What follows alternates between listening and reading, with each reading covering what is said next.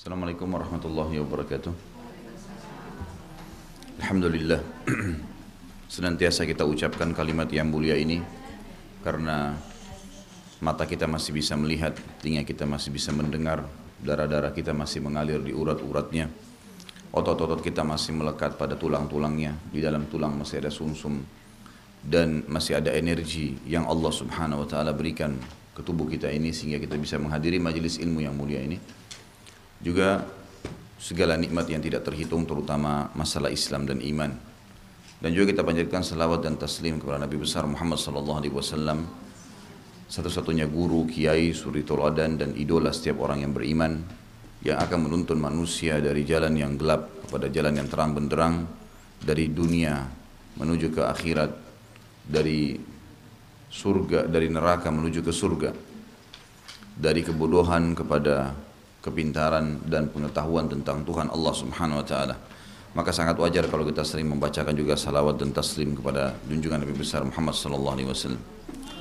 Seperti biasa di hari Jumat pagi ini kita membahas, semoga Allah berkahi ke depan, buku Pembatal Keislaman. Dan ini saya sudah beritahukan pada pertemuan perdana kita yang lalu, masalah judul buku sebenarnya Nawaqidul Iman, pembatal keimanan.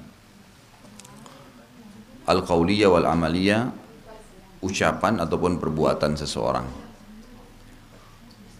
Buku ini insya Allah akan kita bedah, mudah-mudahan Allah mudahkan sampai terakhir nanti. Karena beberapa alasan.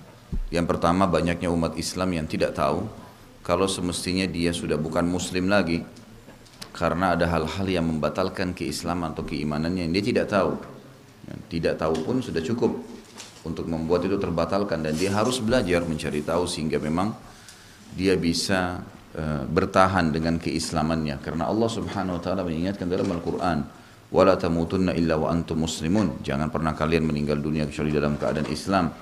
Dan kita tahu hadis Nabi sallallahu alaihi wasallam yang berbunyi, siapa yang mendengarkan, tidak ada seorang pun dari Yahudi dan Nasrani juga Majusi penyembah api yang mendengarkan aku diutus menjadi rasul, kemudian mereka tidak beriman pada aku kecuali, dan mereka meninggal dalam keyakinan tersebut, kecuali pasti masuk neraka.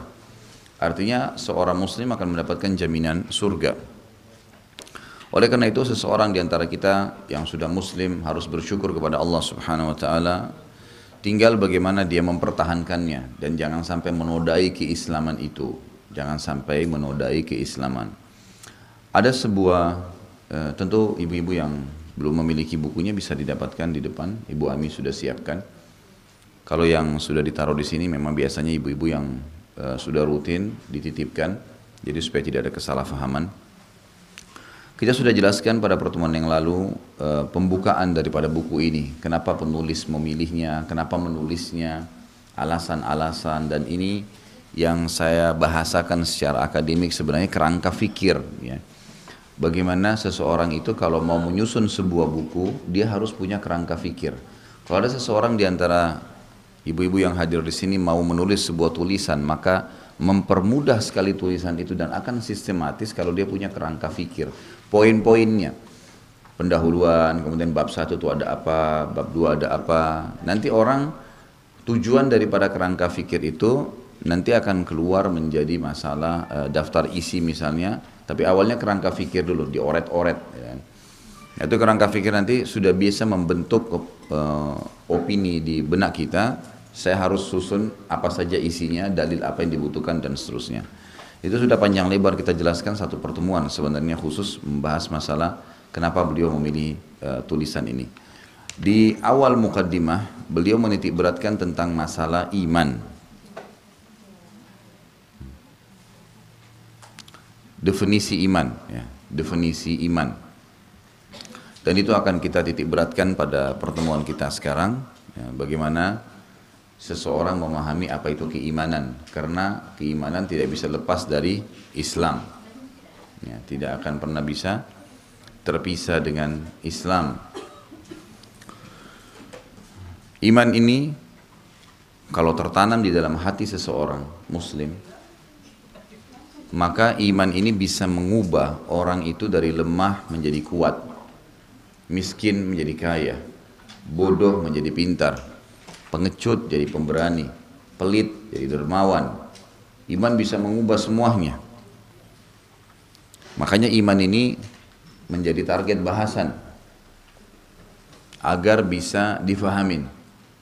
Dan itu dalam agama kita hadis yang masyhur tentang Umar bin Khattab yang menceritakan kepada kita masalah Jibril datang kepada Nabi SAW, lalu Jibril bertanya kepada Nabi SAW yang mengatakan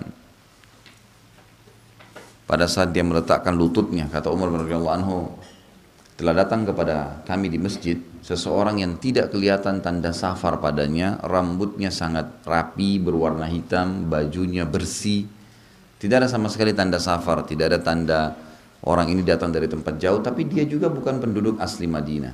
Lalu kemudian langsung duduk di hadapan Nabi SAW, menempelkan lututnya pada lutut Nabi SAW, lalu bertanya, ya Rasulullah, apa itu Islam? Maka Nabi SAW mengatakan, Islam ialah kau mengucapkan 2 kalimat syahadat, sholat, zakat, puasa Ramadan dan haji. Ringkasnya begitu, itu ada rincian sedikit. Kemudian orang itu mengatakan engkau benar. Kata Umar radhiyallahu anhu, kami heran dengan orang ini. Dia yang bertanya, dia yang membenarkan. Lalu orang itu berkata lagi, hai Muhammad, beritahukan kepadaku apa itu iman.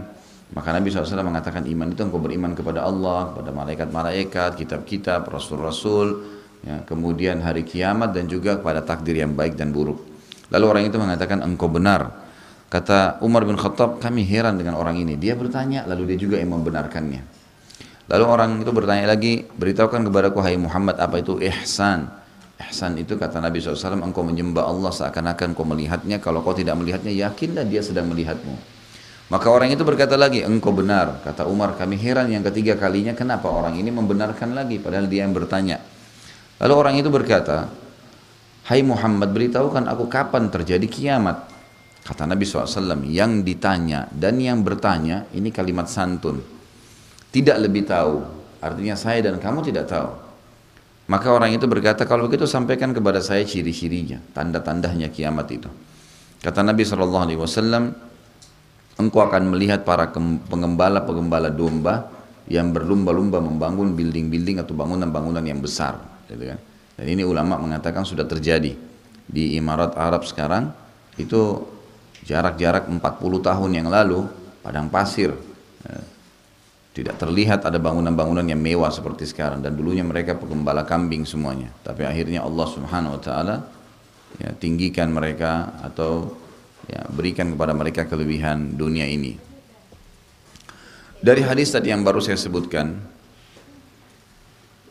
kalau ada tingkatan di dalam agama kita, dalam hadis ini, ada dengan istilah Islam, ada iman dan ada ihsan. Yang ulama mengatakan ini tingkatan sebenarnya.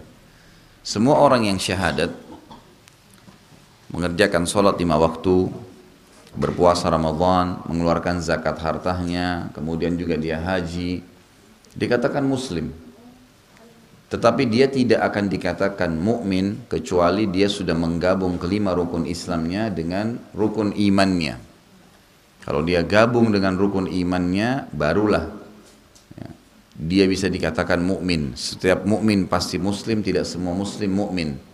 Karena kalau seandainya ada orang muslim, dia mengerjakan 5 waktu sholat, 5 rukun Islam, kemudian dia waktu sholat dia bertanya pada dirinya sendiri, Allah ada nggak ya? Malaikat catat nggak ya? Hari kiamat saya terima nggak pahalanya? Ini masih muslim, belum mukmin. Jadi orang mukmin dia sudah menggabungkan antara rukun Islamnya sama rukun imannya. Nah semua mukmin pasti muslim, tidak semua muslim itu mukmin. Nah yang banyak sekarang ini standar umat Islam adalah muslim saja, mereka belum mukmin. Sementara untuk pindah dari tingkat keislaman saja disempurnakan menjadi tingkat keimanan, maka itu butuh ilmu. Kata kuncinya satu, ilmu. Bagaimana dia belajar, seperti misalnya ibu-ibu hadir di majelis ilmu ini tuh, ini jembatannya, ini tangganya. Karena ilmu ini akan mendatangkan informasi dan akhirnya membuat kita jadi faham. Ilmulah yang akan terhadap hukum agama yang membuat iman itu muncul. Nah, kalau iman sudah muncul maka akan pindah ke tahap yang setelahnya namanya ihsan. Ihsan itu menyembah Allah seakan-akan melihatnya. Itu akan muncul perasaan tersebut, akan pekah dimanapun berada, terasa terkontrol dan terawasi oleh Allah. Ada orang, nggak ada orang, gitu kan? Dia sangat yakin dengan hal-hal seperti itu. Maka itu adalah orang-orang yang muhsin. Mudah dia mengamalkan amal saleh, mudah dia meninggalkan dosa-dosa. Ya. Seperti itu tangganya ya. Baik. Iman ini disebutkan oleh penulis buku, kita dibuka halaman 23. Tentu sebelumnya pada pertemuan yang lalu sempat kita bahas dari halaman 17 ya. Saya berikan garis besarnya. Dikatakan definisi iman dan apa yang membatalkannya, termasuk perkara penting di permulaan, kata beliau dalam permulaan buku ini adalah menyebutkan definisi iman dan apa yang menjadi lawannya,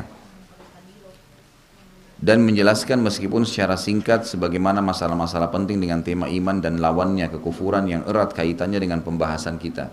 Artinya perlu sekali membahas definisi. Kesimpulan dari halaman 17 sampai 22 itu adalah penitik beratan tentang pentingnya memahami definisi. Apa saja? Kalau kita lihat buku fikih kita, sholat misalnya. Di buku-buku fikih itu jarang sekali buku fikih, atau bisa dikatakan tidak ada, kecuali yang hanya sekedar ditulis begitu saja. Kalau karya ilmiah pasti ada definisinya. Secara etimologi dan terminologi, secara bahasa dan secara istilah. Gitu kan? Misal, sholat itu apa? Secara bahasa doa. Orang faham, oh secara bahasa doa. Jadi orang bisa mengatakan saya sholat, kalau secara bahasa berarti saya sedang berdoa. Nanti kalau masuk secara istilah barulah dikatakan dia gerakan tertentu ya, yang dengan bacaan tertentu dimulai dengan salam dan dimulai dengan takbir dan diakhiri dengan salam. Ya, jadi itu baru masuk ke istilahnya. Nah, ini selalu ada definisi, harus ada. Definisi ini akan memberikan gambaran kepada kita, kejelasan apa yang sedang kita ingin bahas. Puasa juga begitu, haji juga begitu. Semua ibadah pasti ada definisinya. Nah, iman ini juga ada definisi. Dan perlu untuk memahami definisi tersebut sehingga kita tahu, oh ternyata ini yang sedang saya jadikan target, ini yang sedang saya pelajarin. Gitu kan? Seperti itulah. Definisi ini lebih tepatnya atau gambaran lainnya seperti kita mau pergi ke satu tujuan, kita cari tahu alamatnya dan pemilik rumahnya, itu definisi, gitu kan. Seperti itulah definisi kalau dari segi istilahnya. Baik, beberapa ayat sudah sempat saya bahas ya. Seperti firman Allah Subhanahu wa taala dalam surah Al-Hujurat ayat 14 di halaman 19 itu. Ini sudah kita bahas yang lalu lah, saya cuma mereviewkan kembali. Walamma yadkhulul imanu fi qulubihim. Iman itu akan masuk pada saat masuk ke dalam hati mereka. Ya. Ini menjelaskan iman itu tempatnya di dalam hati seseorang. Kemudian juga Al-Mujadilah ayat 22, A'udzubillahi minasyaitonirrajim, kataba fi qulubihimul iman. Mereka itulah orang-orang yang telah Allah tanamkan keimanan di dalam hati mereka. Penjelasan iman di dalam hati dan dia bisa tertanamkan. Iman juga ini bertambah dengan ketaatan, berkurang dengan kemaksiatan. Makin patuh seseorang kepada Allah, makin rutin dia mengerjakan ketaatan-ketaatan wajib atau sunnah. Maka dan juga diikuti makin rutin dia meninggalkan yang dilarang, haram atau makruh. Terus dia komitmen di situ, maka makin tinggi tingkat imannya. Seperti misal kalau ibu-ibu lagi umroh, kita berusaha mengikat diri dengan ibadah. Dari hotel ke masjid, azan ke masjid lagi. Pokoknya kita targetnya selalu ibadah. Baca Quran, antara azan, antara sholat dengan sholat, mengikat diri di masjid misalnya. Kegiatan demi kegiatan, semuanya agama. Taklim dihadiri, kemudian nanti tour city pun mempelajari tentang sejarah Mekah dan Madinah. Kita merasa kita sedang menghimpit, mengurung diri kita di sebuah lingkup ya, ruangan yang namanya keimanan itu. Makanya terasa lain, kental. Banyak jemaah saya berkata, Ustadz kenapa kita kalau di sini terasa enak ya, imannya merasa nyaman, ibadah. Kalau di Indonesia enggak. Permasalahannya karena kalau pulang Indonesia ditinggalkan ibadahnya. Pernah enggak di Indonesia dilakukan mengikat diri antara maghrib sama isya di masjid misalnya? Mungkin tidak pernah lihat masjid malah. Tidak pernah masuk ke dalam masjid. Sementara di sana enggak. Pernah enggak kita lakukan sama, begitu azan langsung sholat. Enggak ada kegiatan lain. Sebagaimana di Saudi, kalau kita lagi di Mekah sama Madinah, sebelum azan sudah turun ke masjid. Kita sudah komitmen. Habis sholat membaca beberapa lembar Al-Quran. Dan seterusnya. Maka dia bisa bertambah dan berkurang. Kapan kita tinggalkan amal saleh, Apalagi kalau orang bumbuhi dengan dosa, pasti drop imannya. Iman itu bertambah dengan ketaatan, berkurang dengan kemaksiatan. Yang jelas, makin kita jaga, maka makin tebal dan makin ada kenikmatannya. Karena iman itu punya kenikmatan. Kalau iman tidak punya kenikmatan, seseorang di antara kita tidak mungkin mau dulu di majelis ilmu seperti ini. Tidak akan mungkin ibu-ibu mau menjaga komitmen jilbabnya misalnya. Tidak akan mungkin seseorang itu pada lihat orang miskin mau memberikan sesuatu kepada mereka dan seterusnya. Kemudian juga Allah Subhanahu wa taala menyebutkan di sini Al-Maidah ayat 41 setelahnya a'udzubillahi minasyaitonir rajim ya ayyuhar rasul la yahzunka alladziina yusari'una fil kufri minal ladziina qalu amanna bi afwahihim wa lam tu'min qulubuhum. Ini dalil menjelaskan bahwasanya memang orang kalau hanya sekedar mengucapkan dengan lisan saja atau baru mengamalkan rukun Islam tapi tidak diikuti dengan keyakinan keenam rukun iman, ini masih belum dikatakan iman. Iman belum masuk dalam hatinya. Dia belum yakin Allah itu ada, Allah melihatnya, Allah mengawasinya, malaikat memang sedang mencatat. Itu semua ya mestinya ditanamkan baru bisa dikatakan orang itu mukmin. Kata Allah, hai Rasul, hendaknya janganlah kau disedihkan oleh orang-orang yang bersegera memperlihatkan kekafirannya, yaitu diantara orang-orang yang mengatakan dengan mulut mereka kami telah beriman, padahal hati mereka belum beriman. Iman belum masuk ke dalam hatinya.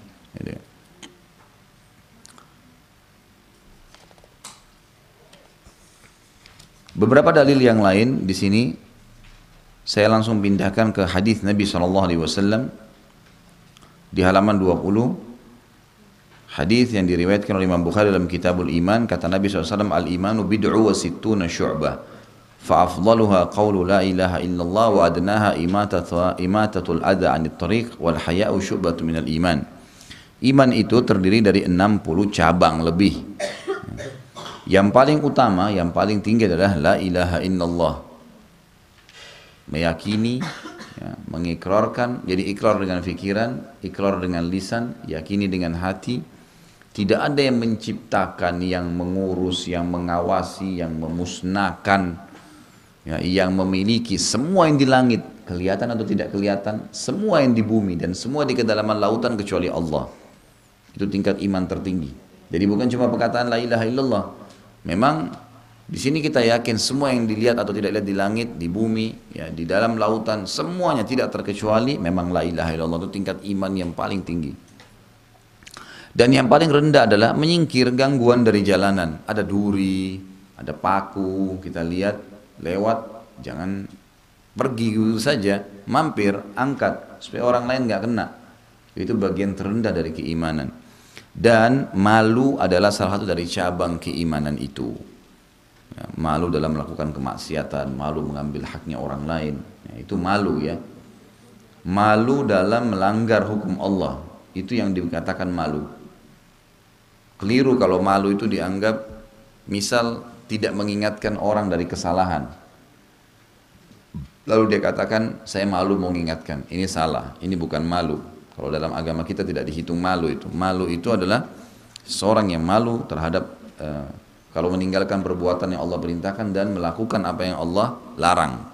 Itu semestinya dia malu untuk itu.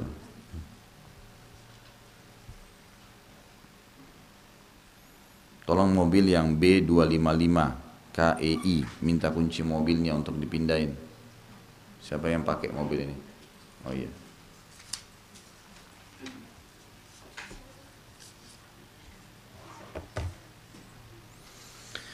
Kemudian sabda Nabi SAW masih di halaman 20 juga kepada delegasi Bani Abdul Qais. Ada orang pernah diutus untuk mengenal Islam dan iman dari Nabi SAW. Kata Nabi, amurukum bil imani billahi wahda. Atadruna mal imanu billahi wahda? Qalu Allahu wa rasuluhu a'lam.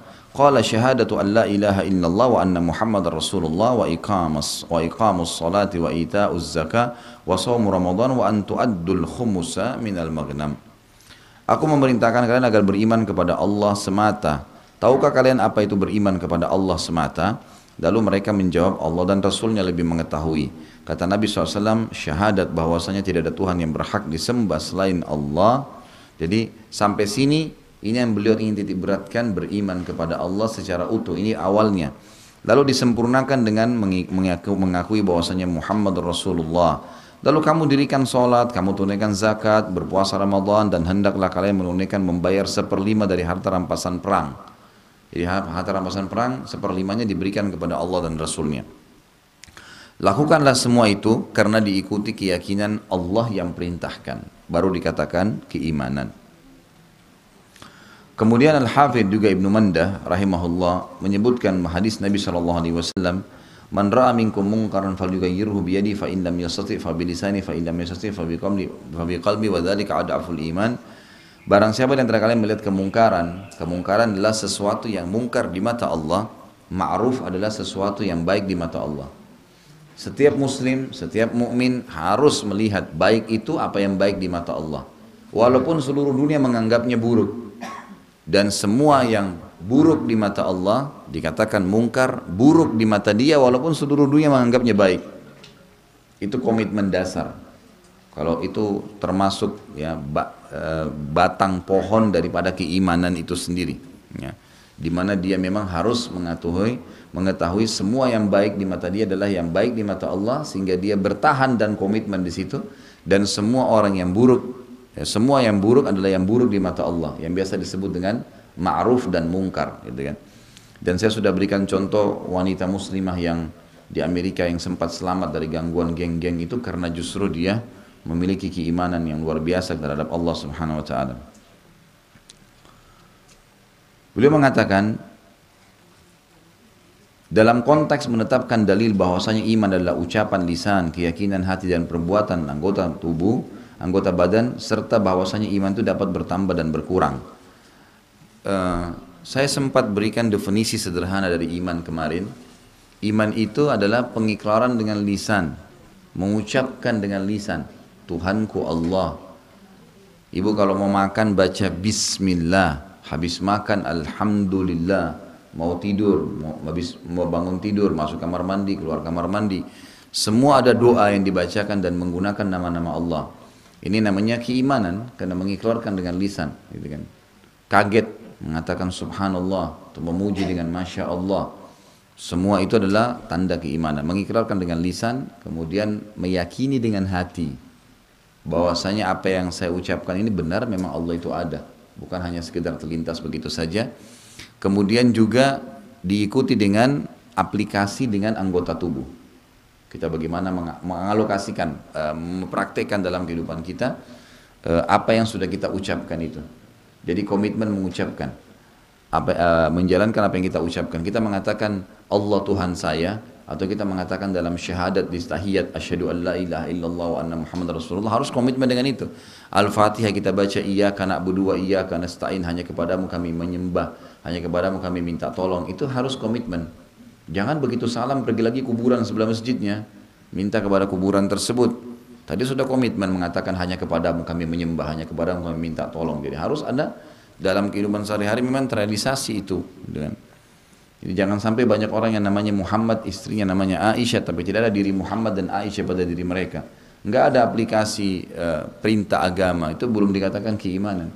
Berapa banyak orang muslim begitu, di rumahnya kita masuk semuanya berbeda sekali dengan apa yang berhubungan dengan masalah keimanannya kepada Allah. Rumahnya penuh dengan patung, rumahnya ada hal-hal yang Nabi larang, tidak boleh semestinya. Nggak boleh, Nabi SAW mengatakan tidak akan masuk rumah yang ada malaikat, tidak masuk rumah yang ada patungnya. Dikeluarkan patung itu memang tidak boleh. Ya. Kalau mau dikatakan seorang yang beriman, Nabi SAW melarang, mengatakan rumah yang ada anjingnya tidak dimasuki oleh malaikat. Jangan pelihara anjing. Saya suka hewan Ustaz. Pelihara hewan yang boleh, kucing kan boleh. Ya. Kenapa? Ya, semestinya pokoknya komitmennya adalah hadis menjelaskan malaikat tidak masuk kan itu. Nah, ya sebenarnya kalau majelis ilmunya tetap dapat pahalanya, ya, tapi malaikat tidak masuk dalam arti kata itu malaikat rahmah, ya. Jadi gini, rumah itu yang ada malaikatnya, rumah yang selalu kita terengah dalam kegiatan-kegiatan positif. Seperti misal kita niat malam tidur, mau niat bangun sholat malam, mau bangun 3:30 deh, itu pasti terkaget nanti bangun tuh. Itu yang bangunkan malaikat. Itu ada bab bahasan sendiri di kitab Minhajul Muslim kita ya. Itu kalau ibu-ibu ada waktu yang tidak sempat hadir di hari Senin ada bahasan kita masalah itu. Jadi kita bab tentang malaikat itu sudah kita titik beratkan tugas-tugasnya ya, kegiatan-kegiatan mereka, termasuk ada memang yang malaikat hafadhah namanya, menjaga manusia itu. Intinya adalah bukan itu kita bahas sekarang, kita sedang mengatakan harusnya seseorang itu memang memahami dalam kehidupan dia, keimanannya kepada Allah, dan untuk menjaga, dia harus memang meninggalkan semua yang dilarang, jauhi dari dirinya, dari rumahnya, dan komitmen menjaga itu. Semua yang buruk di mata Allah, buruk di mata dia, ditinggalin sudah, apapun alasannya. Dan dia mengerjakan atau menikmati apa yang Allah bolehkan. Dan saya sudah bilang itu hari, setiap kali Allah melarang sesuatu, kita harus tahu Allah selalu siapkan gantinya lebih baik dan lebih banyak, gitu kan? Allah haramkan babi, Allah ganti sapi, ayam, kambing, kuda, kelinci, banyak. Nggak boleh khamar, Allah ganti dengan sirup, madu, susu, banyak gitu loh. Kecuali kalau misalnya Allah haramkan kemudian tidak ada opsinya, itu lain. Ini banyak jalan keluarnya, untuk apa? Nggak, kita butuh lawan jenis, Allah larang, tidak boleh zina, tidak boleh berlebih, tapi boleh nikah. Nikah silahkan sampai capek berhubungan biologis gitu. Enggak ada masalah, lampiaskan halal, malah dapat pahala. Allah kasih caranya. Jadi kekeliruan kalau orang tidak paham masalah ini untuk menjaga komitmen keimanan ya. Sementara orang beriman itu mendapatkan semua apa yang didapatkan oleh, bahkan lebih lagi. Selain mendapatkan kenikmatan dunia, juga mereka akan mendapatkan yang berhubungan dengan akhirat, yaitu pahala. Tentu para salafus saleh mengucapkan tentang apa yang saya bilang tadi cukup banyak ya. Di antaranya Imam Ahmad bin Hanbal berkata, iman adalah ucapan dan perbuatan, dapat bertambah dan berkurang. Kemudian Imam Al-Juri menulis sebuah bab di dalam kitabnya, kitab ini Asy-Syariah, bab pendapat bahwasanya iman adalah membenarkan dalam hati, mengakui dengan lisan, dan mengamalkan dengan anggota badan. Dan seseorang tidak menjadi mukmin kecuali jika padanya terkumpul 3 perkara tersebut. Kalau dia cuma ucapin saja, siapa Tuhanmu? Allah. Tapi sehari-hari nggak sholat, nggak tutup aurat, masih banyak pendapatan yang haram, itu tidak ada keimanan. Dan orang seperti ini memang dia tidak akan pernah rasakan keimanan itu. Tidak bisa. Coba ibu-ibu komitmen, terapkan apa yang Allah perintahkan, nikmatin apa yang Allah halalkan, kerjakan yang diperintahkan wajib atau sunnah, tinggalkan apapun yang Allah larang. Komitmen coba jalani seminggu, 2 minggu, lihat perubahannya. Terasa itu. Kita jadi lebih pekah, gitu kan?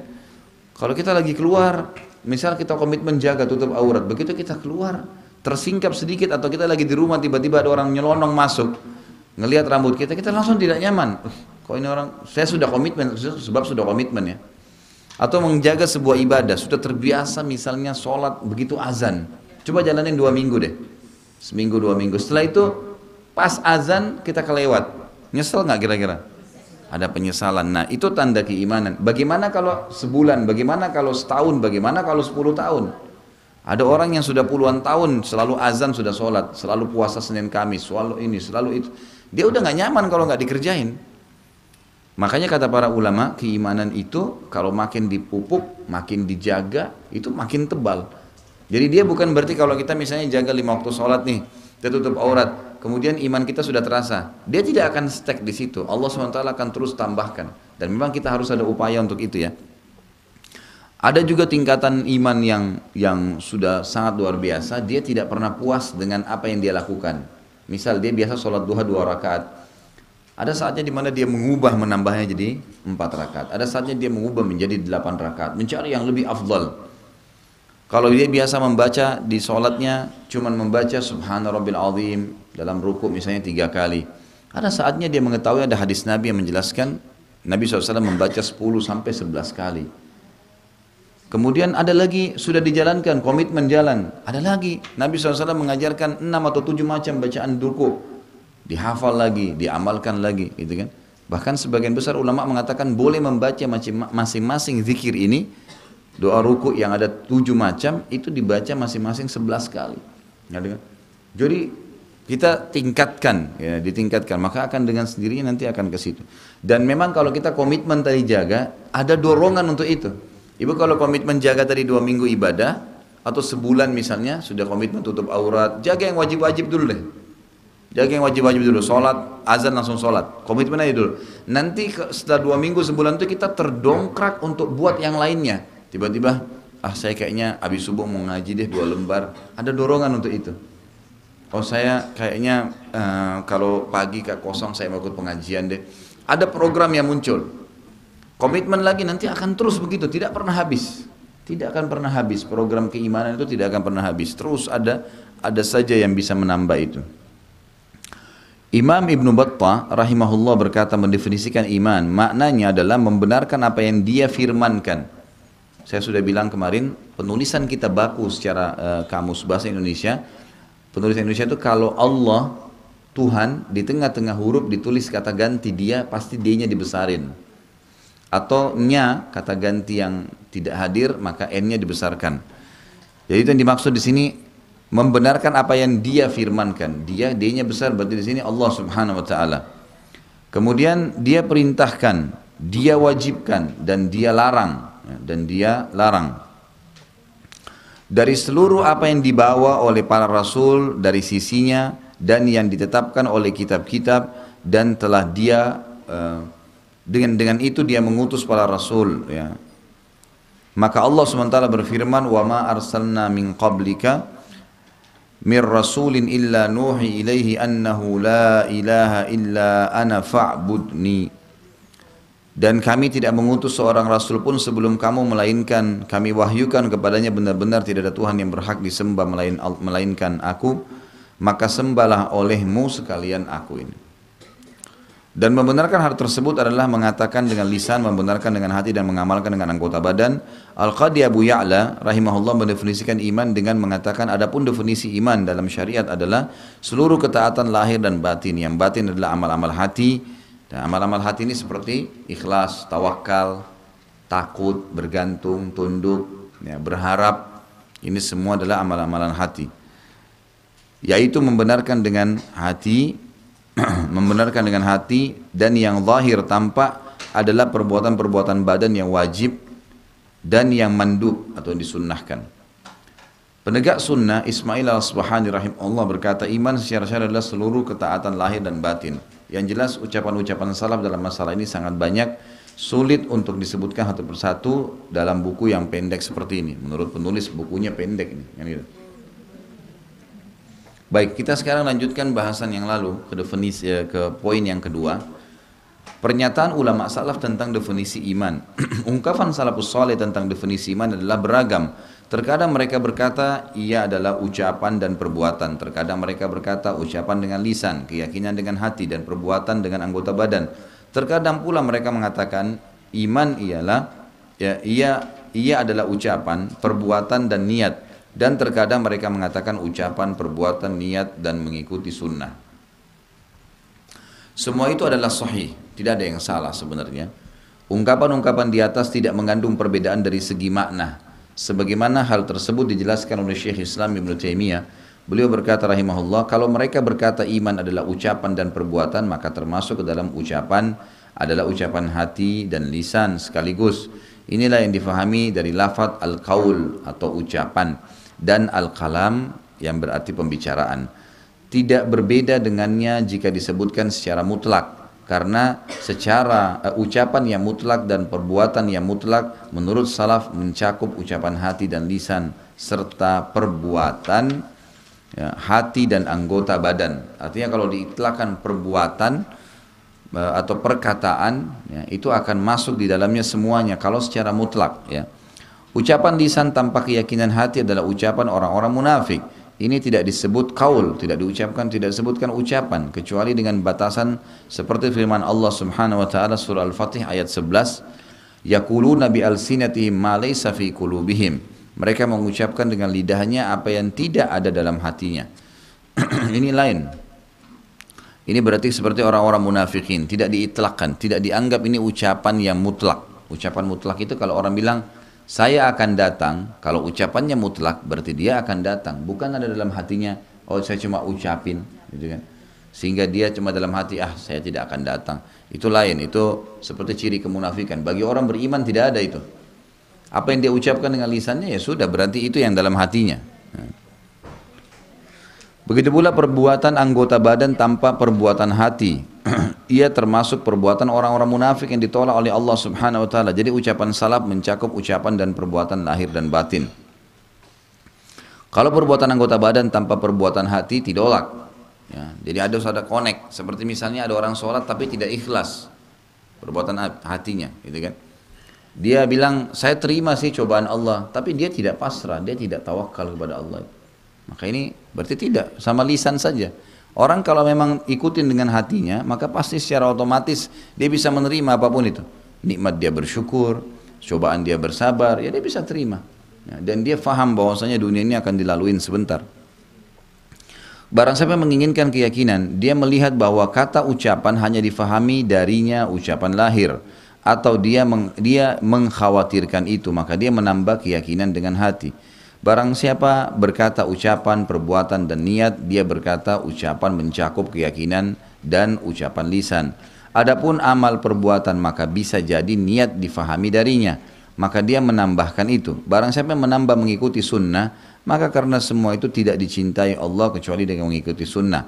Dan yang mereka maksud bukan segala ucapan dan perbuatan, akan tetapi maksud mereka adalah ucapan-ucapan dan perbuatan-perbuatan yang disyariatkan. Maksud mereka adalah membantah Murji'ah yang menjadikannya ucapan saja. Jadi ada kelompok namanya Murji'ah, dia hanya menjadikan iman itu hanya ucapan.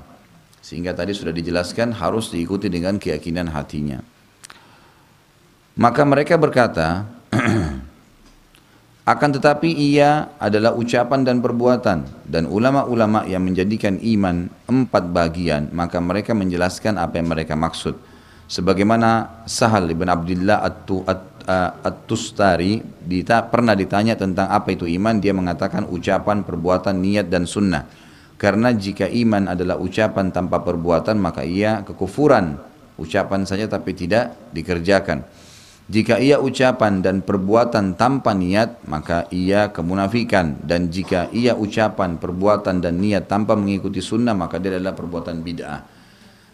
Ringkasnya adalah di sini diberikan gambaran bagaimana para ulama-ulama kita terdahulu saking pentingnya masalah iman sampai mereka berselisih atau masing-masing memberikan definisi. Tapi Ibnu Taimiyah rahimahullah disebutkan oleh penulis buku ini coba menggabungkan semuanya dan mengatakan tidak ada perselisihan. Tapi kalau kita ambil mayoritas pendapat tadi mengatakan ikrar dengan lisan, yakini dengan hati dan aplikasi atau dialokasikan dalam atau dengan anggota tubuh. Penjelasan tentang definisi iman dan kesalahan golongan-golongan yang menyelisihi ahli sunnah. Coba kita lihat beberapa golongan-golongan yang menisbatkan diri kepada Islam, tapi mereka salah dalam pemahaman iman ini. Dalam masalah ini kami akan menurunkan ucapan sebagian salafus salih, maksudnya saya akan menukil menurut penulis ya, tentang penjelasan definisi iman menurut mereka dan penjelasan tentang kesalahan orang-orang yang menyelisihi dalam masalah ini. Penjelasan ringkas ini kami jelaskan sebagai berikut. Yang pertama, definisi iman mencakup ucapan dan perbuatan hati. Ucapan hati adalah keyakinan dan pembenaran, membenarkan para rasul alaihi wassalatu wassalam dalam apa yang mereka beritakan merupakan suatu keharusan. Jika pembenaran hati lenyap, maka bagian-bagian yang lain tidak berguna, karena membenarkan dengan hati merupakan syarat dalam meyakininya dan bahwa ia berguna. Iman juga mencakup perbuatan hati seperti ikhlas, cinta, takut, harapan, ta'zim, mengagungkan, tunduk, tawakal, dan perbuatan-perbuatan hati lainnya. Jika amal hati lenyap dan keyakinan pembenaran atau at-tasdiq ada, maka ahli sunnah bersepakat bahwa iman menjadi lenyap dan bahwasanya pembenaran tidak berguna dengan lenyapnya amal-amal hati. Saya akan menurunkan di sini, beliau mengatakan, sebagian kutipan yang terpilih dari masalah ini. Ibnu Taimiyah berkata rahimahullah, sesungguhnya dasar iman adalah iman yang ada di dalam hati dan harus ada padanya 2 perkara, membenarkan dengan hati, pengakuan dan ma'rifatnya. Ma'rifat artinya mengenal Allah Subhanahu wa taala. Untuk ini disebut ucapan hati. Al-Junaid bin Muhammad berkata, tauhid adalah ucapan hati, tawakal dengan perbuatan hati, harus ada padanya ucapan hati dan perbuatannya. Kemudian ucapan badan dan perbuatannya. Harus ada padanya perbuatan hati seperti cinta kepada Allah dan Rasulnya, takut kepada Allah, cinta kepada apa yang dicintai Allah dan Rasulnya, benci kepada apa yang dibenci oleh Allah dan Rasulnya, ikhlas beramal hanya karena Allah semata, tawakal hati, menyerahkan diri hanya kepada Allah semata, dan perbuatan-perbuatan hati lainnya yang diwajibkan Allah dan Rasulnya, dan dia menjadikannya termasuk bagian daripada iman. Jadi gini, misal saya kasih penjabarannya. Kalau kita sedang sakit, orang mukmin dengan keyakinan yang ada dalam hatinya, dia yakin yang ciptakan dia Allah, yang mengalirkan darah di tubuhnya, yang memberikan energi, yang membuat matanya bisa melihat, semua ini diyakini sama dia. Allah lah yang telah menciptakan dia, Allah lah yang telah menciptakan penyakit yang sedang ada dalam tubuhnya, dan Allah pula yang bisa memberikan kepadanya kesembuhan. Orang ini nanti akan bisa menerima realita yang dia sedang hadapin, dan dia akan mengantungkan dirinya atau nasibnya kepada Allah Subhanahu wa taala. Ini puncak keimanan tuh. Ada musibah apapun, dia yakin yang ciptakan dia Allah, yang ciptakan musibah itu Allah, gitu kan? Dan yang bisa mengangkat adalah Allah Subhanahu wa taala. Nikmat yang sedang dia rasakan, yang ciptakan dia Allah, yang ciptakan nikmat itu Allah, dan yang bisa menambah dan mempertahankan hanya Allah. Terus begitu. Jadi hidupnya semua untuk Allah Subhanahu wa taala. Ini puncak keimanan. Jadi tidak ada sesuatu yang mengganggu kehidupan dia. Dalam cobaan pun dia yakin, dan Allah sudah janji. Ini banyak orang kalau lagi ada masalah, dia selalu ngerutuh, susah menerima, gitu kan? Karena dia tidak yakin dengan apa yang Allah SWT, dia imannya kepada Allah itu masih belum ada ya. Karena Allah menyebutkan dalam Al-Quran, dipastikan, fa inna ma'al usri yusra, inna ma'al usri yusra. Di setiap kesulitan pasti ada jalan keluar, pasti, janji. Di setiap kesulitan ada jalan keluar. Tidak pernah orang itu tidak mendapatkan jalan keluar dari masalahnya. Cuman masing-masing masalah memiliki ajal atau batas. Ada orang dicoba sama Allah setahun, ada orang dicoba sebulan, ada orang dicoba sehari. Ada orang hilang dompetnya, sehari hilang, besok ditemukan. Ada orang masalah yang dihadapin setahun, tergantung. Dan orang mukmin tahu betul masalahnya. Begini memahaminya, kalau seandainya ada cobaan datang kepada kita, ada dua macam ya, ada cobaan, ada musibah lain. Cobaan itu ada sebab, tidak ada sebab bisa datang. Kita bangun tidur tiba-tiba sakit. Tadi malam sudah sehat, gak ada masalah. Makanan sudah alhamdulillah kenyang, tidurnya juga enak, tapi bangun tidur flu. Misal. Jadi tidak ada sebab, itu cobaan namanya. Ini pasti dicoba, gak ada orang yang dicoba. Gak ada orang seumur hidupnya sehat terus, gak ada. Pasti ada sakitnya. Gak mungkin. Gak ada orang muda terus, pasti ada tuanya. Nggak bisa. Orang yang menjalani usaha, sepintar apapun dia, ijazahnya sehebat apapun, pasti ada saatnya di mana perusahaannya turun. Mungkin ada saatnya dia bangkrut, kemudian nanti dia kembali bangkit lagi. Itu sudah sunnatullah, kehidupan seperti itu. Nah dia yakin bahwasanya memang ini semua telah diatur oleh Allah Subhanahu wa taala, membuat dia bisa menjalani, bisa menerima itu, bisa menjalaninya, bisa menerimanya. Dia jadi lebih mudah menjalani kehidupan. Itu cobaan. Nah, kalau kita orang beriman, Bu, beriman kepada Allah Subhanahu wa taala, cobaan itu akan datang kalau bukan membersihkan dosa yang tersisa atau meninggikan derajat. Seperti gini. Misal umur kita 60 tahun, 70 tahun, anggaplah Allah kasih sampai 100 tahun. Ada derajat di surga. Ibu nggak bisa dapat itu kecuali dengan 200 tahun sholat malam, 200 tahun bakti dengan orang tua, 200 tahun sedekah. Umur kita cuma 100, gimana caranya kita bisa dapat? Kalau Allah Subhanahu wa taala ingin kita sampai derajat itu, maka dia akan datangkan cobaan. Dicoba penyakit 10 tahun misalnya. 10 tahun ini sebenarnya kalau di akhirat kita tahu dengan keimanan kita, ini butuh ilmu. Allah sudah jelaskan kalau kita sabarin tuh, laluin, sabar ini, terima apa yang Allah sedang cobakan, lalu ikhtiar cari jalan keluar.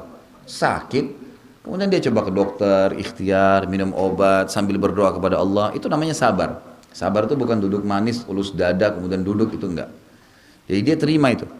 Nah, 10 tahun diuji dengan penyakit ini sudah cukup menyampaikan dia ke derajat yang 200 tahun tadi. Seperti itu memahami dengan keimanan. Kalau memahami seperti ini, orang yang stroke pun dia merasa ya sudahlah. Sisi yang lain, semua cobaan yang datang, gitu kan, itu hanya berlaku di dunia saja. Anggap paling buruk, ada orang lahir, matanya buta, telinganya tuli, tangannya sama kakinya semuanya puntung. Cuma badan saja, lahir. Misal ini contoh, anggap buruk sekali keadaannya, subhanallah. Orang seperti ini pun, kalau ada keimanan yang masuk ke dalam dia akan laluin biasa saja. Karena dia tahu ini hanya dunia. Orang kalau meninggal, jasadnya masuk ke tanah dimakan. Di akhirat kita diberikan jasad baru, sempurna, nggak ada lagi cacat. Hadis Nabi SAW menjelaskan masalah itu. Kalian akan dibangkitkan oleh Allah Subhanahu Wa Taala dan laki-laki semua akan bangkit sesuai dengan poster ayahnya Adam, 60 siku ke langit, 27,5 meter. Semua perempuan akan dibangkitkan dengan poster ibunya Hawa, 40 siku ke langit, 17,5 meter. Jadi semuanya sama, sempurna, nggak ada yang cacat, gitu kan? Tinggal ditiupkan ruh ke dalamnya oleh Allah Subhanahu Wa Taala. Orang beriman tahu masalah itu. Ini akan sangat memudahkan dia melalui cobaannya, gitu kan? Akan mudah sekali. Ada musibah. Kalau cobaan itu datang kepada individu ya, sakit, kehilangan barang, meninggalnya orang yang kita cintai, ya semua itu cobaan yang berlalu. Tadi fungsinya saya sudah bilang, membersihkan dosa atau meninggikan derajat. Ada musibah. Musibah ini bu, datangnya dia sifatnya umum, global, merata. Misal banjir, orang semua kena, tsunami, longsor. Nah kalau ini sebabnya karena dosa, nggak ada yang lain. Kalau cobaan tadi ada dosa nggak ada dosa, tetap akan datang tuh. Tetap akan datang kepada dia. Tapi kalau kalau musibah enggak, harus karena dosa saja. Allah Subhanahu Wa Taala tidak akan menghukum satu kaum tanpa sebab. Wa ma kana rabbuka liyuhlikal qura bidzulmin wa ahluha muslihun, kata Allah. Allah tidak akan membinasakan satu negeri sementara penduduknya berbuat kebaikan, enggak mungkin. Pasti ada sesuatu bermasalah. Mereka harus bermuhasabah tuh. Nah. Jadi itu perbedaan antara cobaan sama musibah. Tapi orang-orang beriman tahu semua jawabannya nih.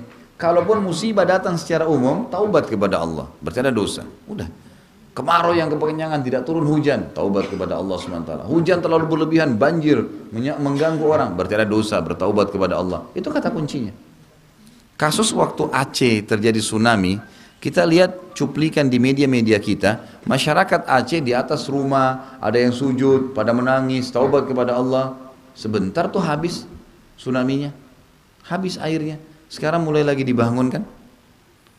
Kalau kita lihat contoh yang kasus terjadi lumpur di Lapindo misalnya di Sidoarjo, kalau orang-orang tidak bertaubat, maka berapa tinggi lagi tanggul yang dibutuhkan untuk itu. Sekarangnya sudah 10 meter, gitu kan.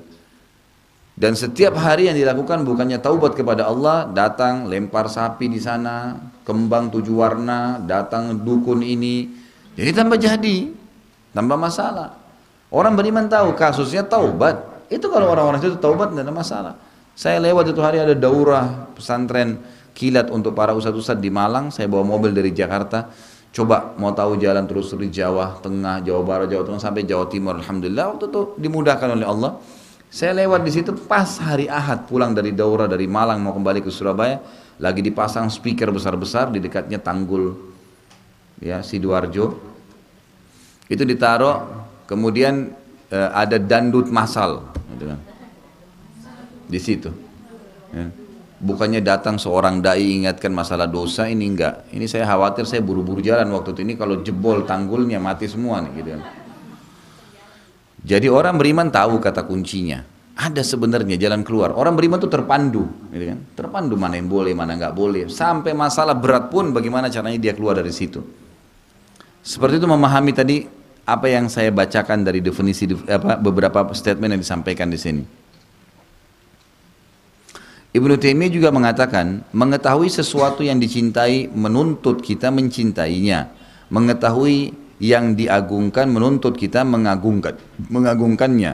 Mengetahui yang ditakuti menuntut kita takut kepadanya. Berilmu mengetahui dan membenarkan Allah itu sendiri dengan asma'ul husna, nama-namanya yang mulia dan sifat-sifatnya yang tinggi, menuntut kecintaan hati kepadanya, mengagungkan dan takut kepadanya, dan hal itu mengharuskan kecintaan hati kepadanya, pengagungan dan ketakutannya si makhluk tadi kepadanya, kepada Allah. Dan itu menuntut keinginan mentaatinya dan benci untuk mendurhakainya, dan keinginan kuat ditambah kemampuan mewujudkan, menuntut adanya yang diinginkan dan apa yang mungkin diwujudkan darinya. Di tempat ketiga Ibnu Taimiyah rahimahullah menekankan, maksudnya di pendapat yang lain, pentingnya perbuatan hati. Beliau menyebutkan bahwa ia termasuk dasar-dasar iman dan pondasi-pondasi agama seperti cinta kepada Allah dan Rasulnya. Jadi cinta ini tidak harus melihat ya.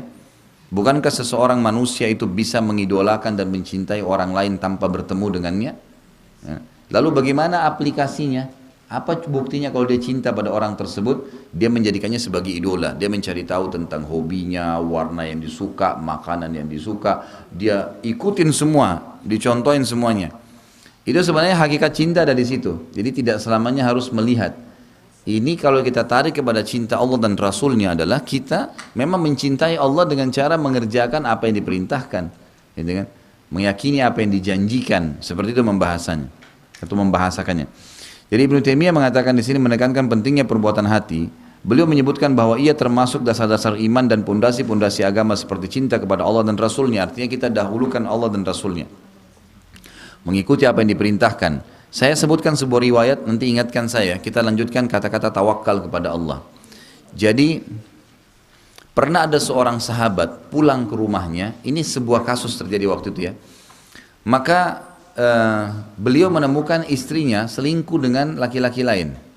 Ini kisah. Maka beliau bingung, ini apa yang harus dilakukan nih? Beliau datang kepada Nabi SAW yang lagi kumpul dengan para sahabat yang lain. Dia mengatakan, ya Rasulullah, saya pulang ke rumah, saya dapatkan istri saya bersama laki-laki lain. Apa yang saya harus lakukan nih? Maka waktu itu ada seorang sahabat namanya Sa'ad bin Mu'ad, sahabat Nabi yang mulia, memang sangat luar biasa kecintaannya kepada Allah dan Rasulnya, pemahamannya, imannya sudah sangat luar biasa. Dia bilang, ya Rasulullah, kalau terjadi pada saya akan bunuh keduanya. Kata-kata bunuh di sini bukan yang kita bayangkan menusuk apa segala, bukan. Artinya saya akan terapkan hukum Allah padanya, karena orang yang sudah menikah kalau berzina dirajam, gitu kan. Saya akan membunuh mereka, saya akan terapkan hukum Allah di situ. Maka Nabi SAW berkata kepada para sahabat, tidak membahas lagi masalah kasus sahabat yang sedang istrinya selingkuh tadi, itu di nomor 2 kan. Yang Nabi SAW sekarang bahas hal yang lebih penting. Kata Nabi SAW, apakah kalian melihat cemburunya saat terhadap agama Allah? Allah bilang haram, sudah selesai haram, tinggalkan udah. Dilarang jangan dilakukan. Yang diperintahkan kerjakan, karena ini ada ancaman, ini ada janji-janji, ada pahala, ada banyak. Maka kata beliau, apa kalian lihat cemburunya saat terhadap agama Allah? Kenapa kok Allah larang masa dia mau kerjakan? Kata para sahabat, iya ya Rasulullah. Kata Nabi SAW, saya lebih cemburu daripada Sa'ad. Artinya gini, Nabi cemburu kepada kita, Nabi sudah ajarin nih ya, kerjain 1, 2, 3, 4, 5, nikmatin yang ini 1, 2, 3, 4, 5, ini ya pahalanya, fadilahnya. Nanti kamu masuk surga, surga itu begini, begini, begini, begini, sudah dirincikan. Ini jangan kerjain ya, nggak boleh riba, zina, dusta, segala ini nggak boleh. Ini nanti hukumannya, dosanya begini, hukumannya nanti masuk neraka, neraka itu begini, begini, begini, dirincikan semua. Kata Nabi SAW, saya cemburu dengan umatku kalau masih mau ikutin yang ini nih, udah dilarang, gitu kan. Saya sudah sampaikan yang baik kok masih tidak mau. Padahal sebenarnya yang baik jauh lebih banyak. Ya, jauh lebih banyak. Semua ibadah itu, kepatuhan kepada Allah dimulai dengan keikhlasan, diakhiri dengan kenikmatan. Semua dosa dimulai dengan ketakutan, kekhawatiran, dan diakhiri dengan penyesalan. Kata Nabi SAW, saya cemburu dengan orang-orang seperti ini. Kenapa kok lebih pilih syaitan daripada saya? Karena pastilah jalan di muka bumi cuma ada jalannya Allah atau jalannya syaitan. Gak ada jalan ketiga. Jalan Allah, ya kita ikutin semua apa yang diperintahkan, tinggalkan yang dilarang. Semua yang dijanjikan akan kita dapatkan. Atau jalan syaitan, semua menyimpang dari jalan Allah dan pasti masuk neraka. Nggak ada jalan ketiga dan tidak bisa disatukan. Tidak bisa orang taat dengan maksiat, gimana caranya? Kalau ada orang di tengah-tengah seperti ini, maka tidak akan pernah merasakan nikmatnya ibadah, tidak juga merasakan nikmatnya dosa. Kalau ada orang mabuk tengah malam, jam 3 malam dia mabuk, tapi dia jaga sholat. Sementara dia mabuk, dia pikir, sebentar mau sholat subuh nih. Gitu. Nggak enak mabuknya, gitu kan. Setengah-setengah, gitu kan. Dia juga kalau sholat nanti nggak khusyuk sholatnya, karena dia masih gabungin jalan syaitan sama jalan Allah, nggak bisa. Makanya kalau ada orang memang tutup aurat iya, tapi masih banyak pelanggaran-pelanggaran agama misalnya dilakukan. Maka kalau dia sholat tidak bisa khusyuk, ya wajar lah. Karena masih ada yang ganjal, ada pelanggaran agama. Memang harus penentuan. Sekalian di jalan Allah, siratul mustaqim, jadi orang yang benar imannya bertambah terus, atau orang buruk sekalian, tapi ini ujungnya neraka. Karena orang yang mabuk tidak pikir sholat, itu puas tuh. Sampai teler, sampai jatuh, dia nggak pusing sholat. Tapi neraka ujungnya ya, saya tidak sarankan di sini. Gitu. Tapi ini jalan. Kalau ada orang di tengah-tengah ini pelimplang, nggak bisa. Nggak nikmat ibadah, nggak nikmat maksiat, gitu kan. Percuma aja. Jadi untuk apa? Sekalian istiqomah memang lurus. Dan subhanallah, secara kehidupan alami manusia, setiap kali orang istiqomah di jalan Allah jadi baik nih. Kayak ibu pakai jilbab, ibu selalu santun dengan orang, penilaian orang pasti baik. Kan itu pasti baik. Atau kita jaga tutup aurat, lalu ada orang yang buat fitnah, itu orang itu berzina, orang masih ragu, bener gak ya? Kayaknya dari penampilannya nggak mungkin deh, karena orang tahu, dilihat ya. Jadi seperti itu memahaminya. Harusnya kita memilih jalan yang jelas, jalan Allah subhanahu wa ta'ala, atau jalan syaitan, maka ini berbahaya. Dan jangan berada di tengah-tengah. Tidak ada aibnya kita untuk hijrah, berubah menjadi lebih baik, memang sudah saatnya. Semua teman-teman kita, ingat, semua teman-teman yang mengucapkan dengan lisannya, udahlah kamu masih muda, nanti dulu, macam-macam, itu cuman sepanjang lidahnya. Setelah itu dia pergi. Pada saat kita meninggal, apa yang dia bisa lakukan? Kalau kita sudah masuk di kuburan, apa yang dia bisa lakukan? Dia mau temanin kita di kuburan, suruh temanin dia sehari aja. Mau nggak? Pulang, 1 jam dia pulang. Baik kalau dia datang ke kuburan kita lagi, gitu kan. Apalagi kalau kita mau bicara masalah doa, masalah apa segala, terlalu jauh. Jadi jangan terpengaruh dengan orang. Seorang yang beriman itu punya prinsip dasar, Allah dan Rasulnya di atas segalanya. Maka kata Nabi SAW kembali kepada hadis tadi, dan Allah lebih cemburu lagi daripada saya dan Sa'ad. Allah lebih cemburu, ini hamba saya ini, saya udah kasih kok jalan keluar. Sudah buat dosa pun saya kasih kesempatan taubat. Masih nggak mau. Ada orang subhanallah gitu, dikasih penyesalan, gundah, sumpek, dari diskotik malam, sumpek, pulang ke rumah, sumpek, tidur, mimpi nggak enak, dikasih kesusahan sama Allah SWT supaya dia kembali ke jalan Allah. Ada orang nggak faham, dia nggak belajar, nggak ke agama, mabuk lagi, akhirnya Allah sekalian tabrakin, mati. Gitu. Dalam kondisi mabuk. Jadi kasih peringatan, mereka tidak mau. Kata para ulama, walaupun orang kafir, itu pasti Allah kasih tanda-tanda penyesalan. Itu yang paling dasar itu selalu penyesalan, ketakutan, gundah, sumpah, nggak tahu mau buat apa, gitu. Bertengkar, ribut terus sama orang, gitu kan. Usaha nggak berjalan, Allah sempitkan dia supaya dia kembali ke jalan Allah sebenarnya. Ini dimaksud dengan bagaimana mencintai Allah, artinya dan Rasulnya mendahulukan Allah SWT, istiqamah di jalannya. Itu ada kenikmatannya kok Bu, coba komitmen aja, jalanin. Saya tadi kasih contoh seminggu, 2 minggu, sebulan, coba deh, jalankan. Ada kenikmatan tersendiri.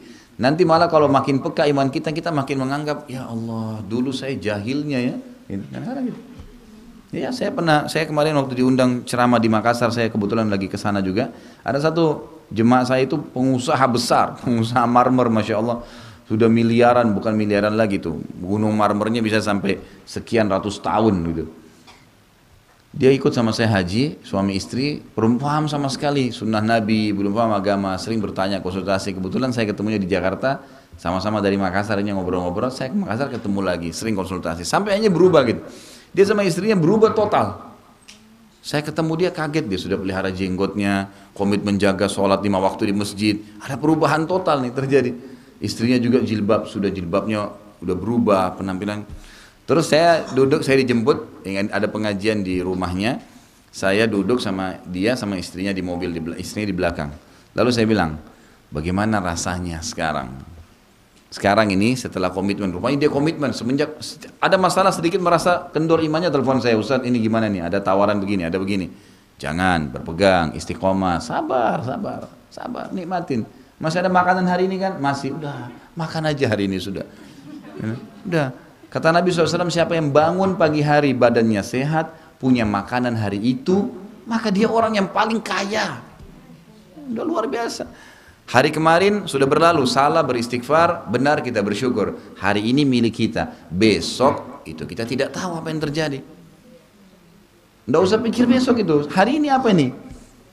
Maksimalin. Orang mukmin punya jadwal, kalau besok masih hidup ya dia sudah ikuti dari pagi sampai malam, ada sholat 5 waktu, ada zikir pagi sore, ada baca Quran, ada majelis ilmu, ada bakti orang tua, ada jenguk orang sakit, padat programnya, udah tinggal jalanin lagi besok. Sekarang ini hari ini maksimalin. Orang yang begini nanti kalau sholat, aduh ini apa tahu sholat saya yang terakhir nih, kan itu. Bagaimana kalau pas dokter bilang bu ini kayaknya ibu tinggal 2 jam lagi nih. Ini sudah nggak bisa, operasi pun belum tentu berhasil.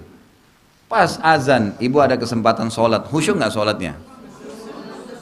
Semestinya jangan tunggu dokter bilang begitu. Karena kita tidak tahu, dokter tidak bilang pun pastinya bisa setiap saat terbang nih, hilang, melayang gitu kan. Nah orang yang beriman selalu merasa begitu tuh, terkontrol, terawasi, merasa nyaman, enak, terpandu. Maka kita harus tahu, mencintai Allah dan Rasulnya, mendahulukan dalam segala hal, itu akan membuat kita istiqomah di jalannya dan kita akan selalu dapat jalan keluar dari masalah. Tawakal kepada Allah, tawakal ini setelah ikhtiar kita pasrahkan. Kata Nabi SAW, tidak ada seorang pun di antara kalian kecuali akan terlintas padanya tatayur. Tatayur ini menggantungkan nasib pada benda. Syaitan tunggangin itu. Ya seperti kalau di Indonesia tangan kanan gatal mau dapat duit untuk keluar duit, tangan kiri matanya kedap-kedip, di atas mau senang, yang di bawah sedih.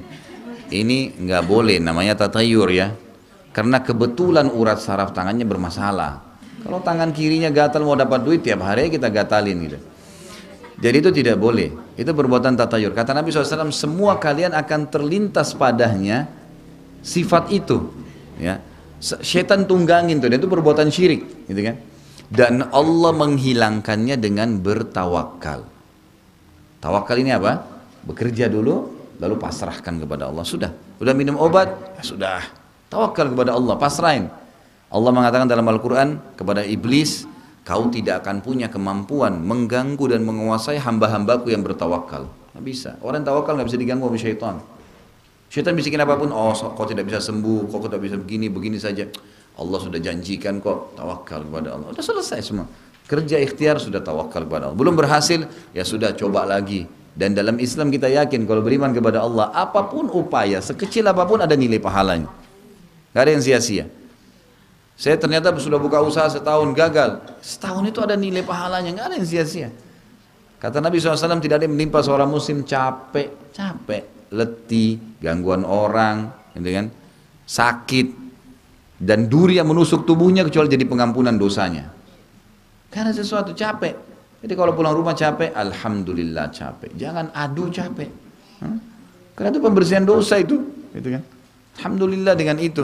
Apa saja upaya, sekecil apapun akan dapat pahala. Kita bantu orang, kata Nabi SAW, bukan cuma bantu orang ya. Hewan lah, tumbuh-tumbuhan yang kita rawat lah. Kata Nabi SAW dalam hadis Bukhari, fi kulli kabidin ratabatin ajir. Di setiap denyut kehidupan itu ada pahala. Pohon disiram, niat karena ini makhluknya Allah, ada pahalanya. Hewan lagi lewat, kita tidak lihat, kita nggak injak, nggak tendang, udah biarin lewat, makhluknya Allah, ada pahalanya. Setiap perbuatan baik. Kemudian mengikhlaskan agama kepadanya. Jadi mengerjakan ibadah agama ini karena Allah Subhanahu wa taala.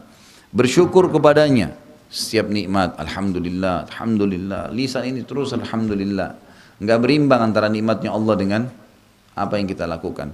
Disebutkan dalam sebuah riwayat yang sahih bahwasanya ada seorang dari Bani Israel itu beribadah kepada Allah 500 tahun di sebuah pulau. Enggak ada sama sekali maksiatnya. Sendirian tinggal di situ 500 tahun. Lalu kata Nabi SAW, orang ini datang, nanti datangkan hari kiamat. Lalu Allah Subhanahu wa ta'ala berkata, masukkan hambaku ini ke dalam surga karena rahmatku. Dia bilang, ya Allah, amalku. Dia mau protes Allah, 500 tahun nih saya ibadah. Gitu kan? Kata Allah Subhanahu wa ta'ala, masukkan dia ke surga karena rahmatku. Dia bilang lagi, amalku ya Allah. 3 kali Allah bilang, masukkan dia ke dalam surga karena rahmatku. Dia mengatakan, ya Allah, amalku.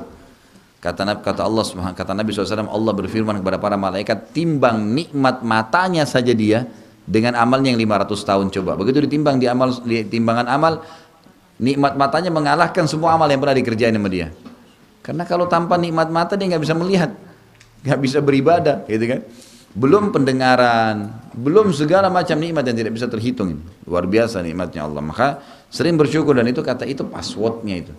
Untuk ditambah selalu alhamdulillah, alhamdulillah. Capek, alhamdulillah, capek. Karena kalau capek jadi enak istirahat, gitu kan? Coba kalau kita tidak capek nggak enak. Lapar, alhamdulillah lapar. Karena dengan lapar kita enak makan, gitu kan? Jadi jangan aduh lapar, gitu kan? Haus juga begitu, seterusnya. Bersabar atas hukumnya, hukum Allah Subhanahu wa taala yang diterapkan, sabarin, terima itu. Takut kepadanya.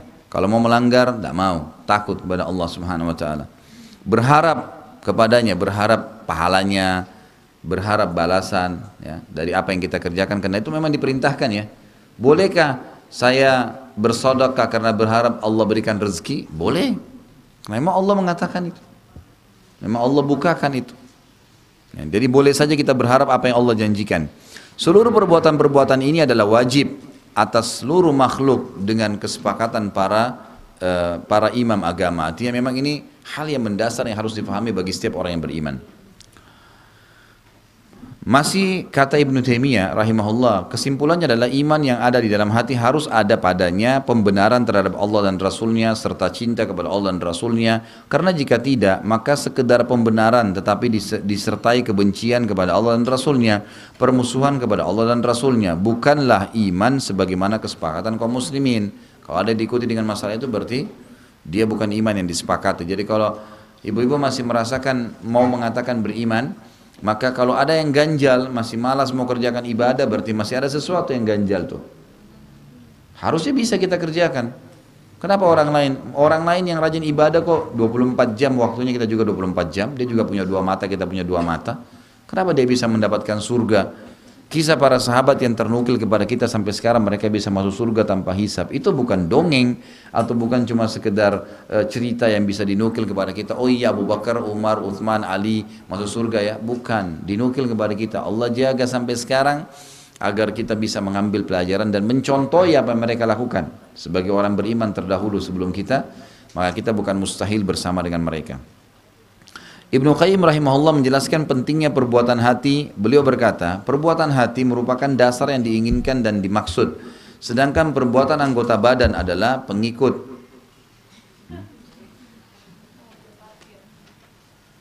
B12 NKU. Siapa nih? Nah? Atau tidak tahu plat nomornya? Tidak hafal plat nomor sendiri? B12 NKU. Mobilnya apa bu ini, Mam? Oh sudah ada. Mungkin perlu ditulis jenis mobilnya kali. Baik. Perbuatan hati, kata Ibnu Qayyim, merupakan dasar yang diinginkan dan dimaksud. Sedangkan perbuatan anggota badan adalah pengikut, pelengkap dan penyempurna, gitu kan? Artinya kalau kita ikuti dengan keyakinan dalam hati, maka amal itu akan lebih dinikmatin, ya, akan berbobot. Orang sholat kalau diikuti dengan keyakinan dalam hati perintah Allah, keyakinan ada pahalanya, malaikat mencatat ini akan menyebabkan derajat saya tinggi di surga, maka bobot sholatnya bagus. Sementara anggota badan, perbuatan anggota badan adalah pelengkap dan penyempurna, dan bahwasanya niat seperti ruh, sementara perbuatan seperti anggota badan. Yang jika ia berpisah dengan ruh, maka ia akan mati. Begitu pula perbuatan jika tidak diikuti dengan niat, maka ia adalah pergerakan orang yang iseng. Maka mengetahui hukum perbuatan hati ini lebih penting daripada mengetahui hukum perbuatan anggota badan, karena ia adalah dasarnya, sedangkan hukum-hukum anggota badan hanya cabang darinya. Ibnu Qayyim juga mengatakan, barang siapa memperhatikan sumber-sumber dan dasar-dasar syariat, niscaya dia mengetahui keterkaitan perbuatan anggota badan dengan perbuatan hati, yaitu bahwa perbuatan badan tidak berguna tanpa perbuatan hati, bahwa perbuatan hati lebih wajib atas seorang hamba daripada perbuatan anggota badan. Ubudiyah hati, ubudiyah penyembahan, ya ibadah hati, tadi sudah kita sebutin ikhlas, tawakal dan seterusnya, lebih agung daripada ubudiyah anggota badan, ibadahnya anggota badan. lebih banyak dan lebih kontinu. Ubudiyah hati wajib di setiap waktu. Artinya keikhlasan, ya, ketulusan, dan seterusnya tadi sudah kita sebutkan. Ibnu Qayyim rahimahullah juga menetapkan bahwa iman tidak sekedar membenarkan semata, akan tapi harus ada perkara lainnya, yaitu perkara hati yang mengandung cinta, tunduk, dan penerimaan. Ibnu Taimiyah juga berkatakan meskipun iman mencakup pembenaran, akan tetapi ia bukan sekedar pembenaran, sungguhnya iman adalah pengakuan dan perasaan tenang. Hal ini karena membenarkan hanya berlaku untuk berita saja. Adapun perintah, maka ia tidak terkait dengan membenarkan dari sisi ia sebagai perintah. Padahal kalam Allah adalah berupa berita dan perintah. Berita menuntut kepercayaan kepada orang yang memberitakannya dan perintah menuntut ketundukan dan kepasrahan kepadanya.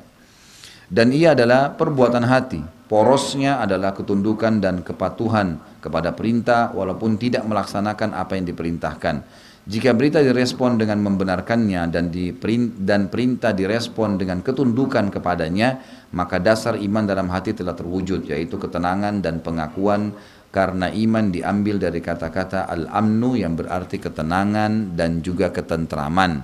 Dan hal tersebut hanya terwujud jika pembenaran dan ketundukan telah bersemayam dengan mantap di dalam hati seseorang. Tentu ini ungkapan-ungkapan mereka yang sangat pekah ya, sangat dalam bahasannya, di mana mereka membahasakan harus kesimpulannya menggabungkan antara perbuatan anggota badan dengan perbuatan hati, dan perbuatan hati jauh lebih penting dalam masalah itu. Keyakinan ke dalam hati akan membuat seseorang terdongkrak untuk mengerjakan amalan badan. Jadi seperti itulah. Kita tutup nukilan-nukilan ini kata beliau dengan perkataan yang berharga dari Ibnu Qayyim rahimahullah, di mana beliau berkata semua masalah ilmiah pasti diikuti dengan iman hati, pembenaran dan cinta kepadanya, dan itulah perbuatan, bahkan ia merupakan dasar perbuatan. Masalah ini termasuk masalah yang dilalaikan oleh banyak orang yang berbicara dalam masalah-masalah iman, di mana mereka mengira bahwa ia sekedar pembenaran tanpa amal perbuatan.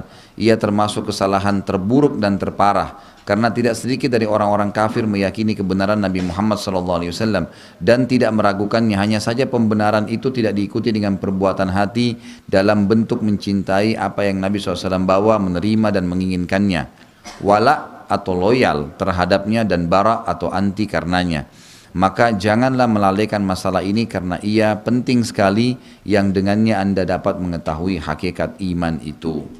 Jadi ini semua hal-hal yang mendasar yang sangat dalam, yang membuat kita membedakan kalau ada orang yang cuma sekedar lisan yang diucapkan, seperti banyak orang kafir mengakui risalah Nabi SAW tapi tidak mau mengikutinya karena belum ada masalah keimanan yang dalam hati, belum diikuti dengan keyakinan dalam hati.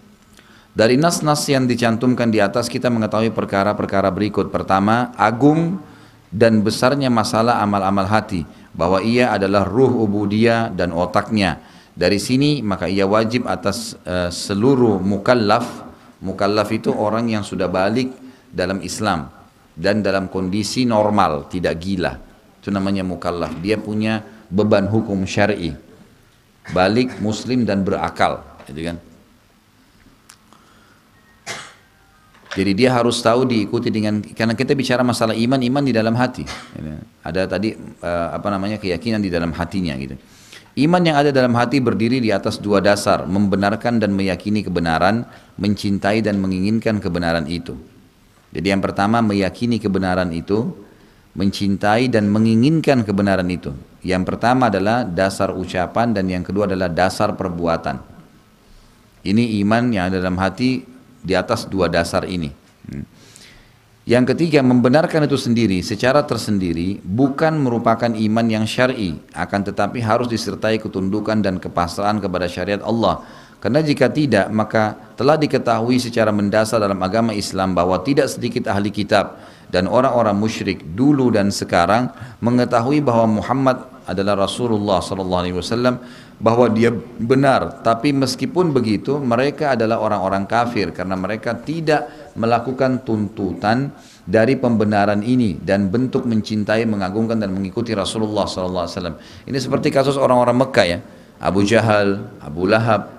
Mereka tahu Nabi Muhammad SAW seorang Nabi, tahu betul Abu Jahal waktu ditanya oleh Abu Sufyan, kenapa kau tidak beriman pada Muhammad? Apa pendapatmu tentang apa yang dibawa oleh Muhammad? Kata Abu Jahal, saya yakin semuanya benar. Kata Abu Sufyan, lalu kenapa kau enggak ikut? Kalau kamu ikut, kamu raja kami, pasti satu Mekah ini akan ikut. Kata Abu Jahal, dari dulu suku Muhammad sama suku saya bersaing di Mekah. Mereka siapin pasukan perang untuk Mekah, suku saya juga siapin. Mereka berikan makan untuk jemaah haji, kami juga lakukan itu. Dan sekarang dari suku Muhammad keluar Nabi, suku saya tidak ada. Kalau saya beriman pada Muhammad berarti suku saya kalah. Nah ini yang dimaksud contoh ya. Orang meyakini kebenaran Nabi tapi tidak mau ikutin. Dan ini juga ditarik dalam kehidupan setiap muslim setiap hari. Kalau ada di antara kita yang hadir di sini, dia tahu itu perintah Allah sholat, tapi nggak mau sholat. Ini bukan orang beriman. Kenapa kok nggak mau sholat? Apa alasannya? Gitu. Kalau dia bilang, kalau kita simpulkan dia belum punya iman, memang kata kunci saya bilang tadi, tangga untuk mendapatkan iman adalah ilmu. Beda orang hadir di majelis ilmu begini sejam 2 jam dengan sebelum hadir sama sudah hadir, pasti beda. Ada iman yang didapatkan. Bagaimana kalau setiap pekan, setiap hari terus menerus dari ilmu ke ilmu, berapa banyak yang dia dapatkan dan berapa kental, berapa tebal iman yang dia dapatkan. Kesimpulan yang kita bacakan tadi panjang lebar ya. Yang keempat, bahwasanya golongan Murji'ah Al-Karramiyah, ini ada di footnote-nya ya. Al-Karramiyah adalah pengikut Muhammad bin Karram Al-Sijistani. Ada footnote, ada angka 1 ya di situ di poin keempat. Al-Karramiyah di bawah ada footnote-nya. Adalah pengikut Muhammad bin Karram Al-Sijistani, wafat tahun 255 Hijriah. Maka adalah sekte-sekte yang berbeda-beda dari ahli itsbat. Didominasi oleh pendapat Murji'ah yang mengatakan iman itu hanya perkataan saja, tidak diikuti dengan perbuatan. Dalam masalah iman dan tashbih dalam sifat Allah. Tashbih itu menyerupakan. Jadi misal Allah punya tangan, mereka menggambarkan tangannya Allah seperti tangan makhluk. Itu namanya mentashbihkan, gitu kan. Sementara kita tahu pendapat ahli sunnah wal jamaah tidak boleh. Kalau kita yakin Allah punya tangan, ya Allah punya tangan, tapi kita tidak perlu tanyakan bagaimana tangannya Allah. Karena tidak sampai kepada kita informasi Allah menggambarkan tangannya misalnya. Cuma dikatakan yadullahi fawqa aydihim, tangannya Allah di atas tangan-tangan mereka. Sebatas itu saja. Ya udah kita imanin. Ya. Kata Imam Syafi'i rahimahullah, saya mengimani semua yang disampaikan oleh Allah tentang dirinya sebagaimana Allah inginkan, dan apa yang disampaikan oleh Rasulnya Muhammad SAW sebagaimana yang diinginkan oleh Rasulnya. Jadi memang kita imani nama-nama dan sifat Allah seperti itu datangnya. Yang dapat rincian ya sudah, tidak dapat rincian tetap kita jalankan, tetap kita yakini. Sholat itu duhur, asar, isya 4 rakaat, ada hikmahnya nggak ada hikmahnya tetap kita jalanin. Kalau ditemukan nanti hikmahnya kenapa 4 rakaat, kenapa beda dengan subuh 2 rakaat, itu nanti pelengkap, ada tidak ada tetap kita jalankan. Itu namanya orang yang beriman, gitu kan? Jadi memang dia terima dulu. Ada orang enggak, kenapa dilarang zina? Saya mau tahu dulu baru saya tinggalkan. Nggak bisa. Tinggalkan dulu, baru nanti dia kalau ada hikmahnya, gitu kan? Tentu cara mengetahuinya adalah ancaman-ancaman Allah. Saya sudah pernah bilang, kalau kita mau komitmen menjalankan ibadah, cari tahu janji Allah di ibadah itu ya. Mau rajin sholat malam, baca tentang fadilah sholat malam. Mau rajin sedekah, baca tentang fadilah sedekah. Mau rajin haji umrah, baca fadilah. Nanti kita akan termotivasi mengerjakannya. Ada hikmah, nggak ada hikmah, pokoknya saya yakin ini akan saya dapatkan. Sholat berjamaah dapat 25 kali lipat, dapat 27 derajat, ya sudah, kita jalankan. Haji, pengampunan umrah, pengampunan dosa, ya sudah, saya jalankan. Ada hikmahnya, nggak ada hikmah yang berhubungan dengan kesehatan kah, atau apa saja, itu pelengkap. Nah ini dikatakan bahwasanya golongan Murji'ah Al-Karramiyah telah keliru ketika mereka mengira bahwa iman hanyalah pengakuan dengan lisan saja. Karena orang-orang munafik adalah orang-orang kafir dengan ijma'. Ijma' itu kesepakatan ulama. Dengan ijma' walaupun mereka menampakkan 2 kalimat syahadat. Firman Allah SWT dalam surah Al-Baqarah, A'udzubillahi minasyaitonirrajim, wa minan nasi may yaqulu amanna billahi wal yawmil akhir wa ma hum bimu'minin. Di antara manusia ada yang mengatakan kami beriman kepada Allah dan hari kemudian. Padahal mereka sesungguhnya bukan orang-orang yang beriman. Mereka cuma ucapkan dengan lisan. Tidak ada aplikasi dalam kehidupannya. Dusta gitu.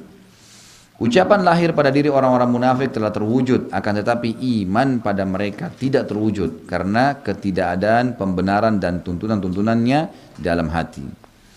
Yang kelima, golongan Murji'ah Al-Jahmiyah. Ya, ini tadi saya katakan Murji'ah itu orang yang cuma mengucapkan dengan lisan saja imannya ya. Al-Jahmiyah di sini kita lihat footnote nomor 2 di bawah. Golongan Jahmiyah adalah pengikut Al-Jaham bin Safwan As-Samarkandi yang dibunuh tahun 128 Hijriah.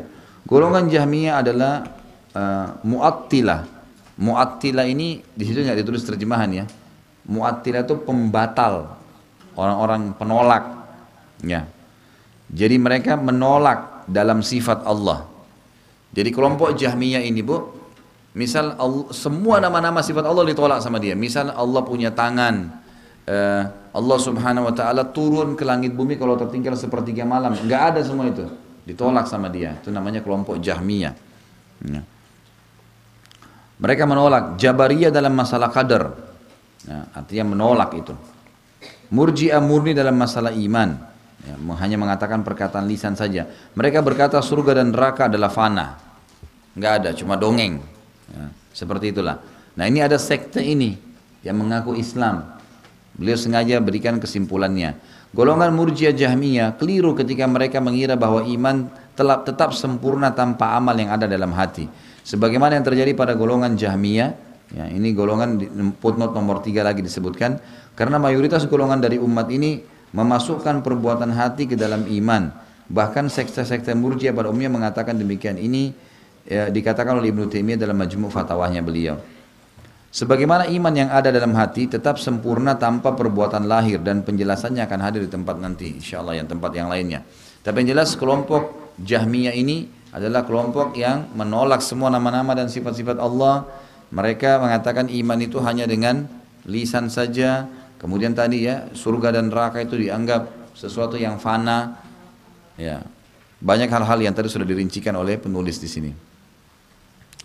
Poin kedua, iman juga mencakup ucapan lisan dan perbuatan anggota badan. Kalau tadi poin pertama, iman mencakup ucapan lisan dan perbuatan hati.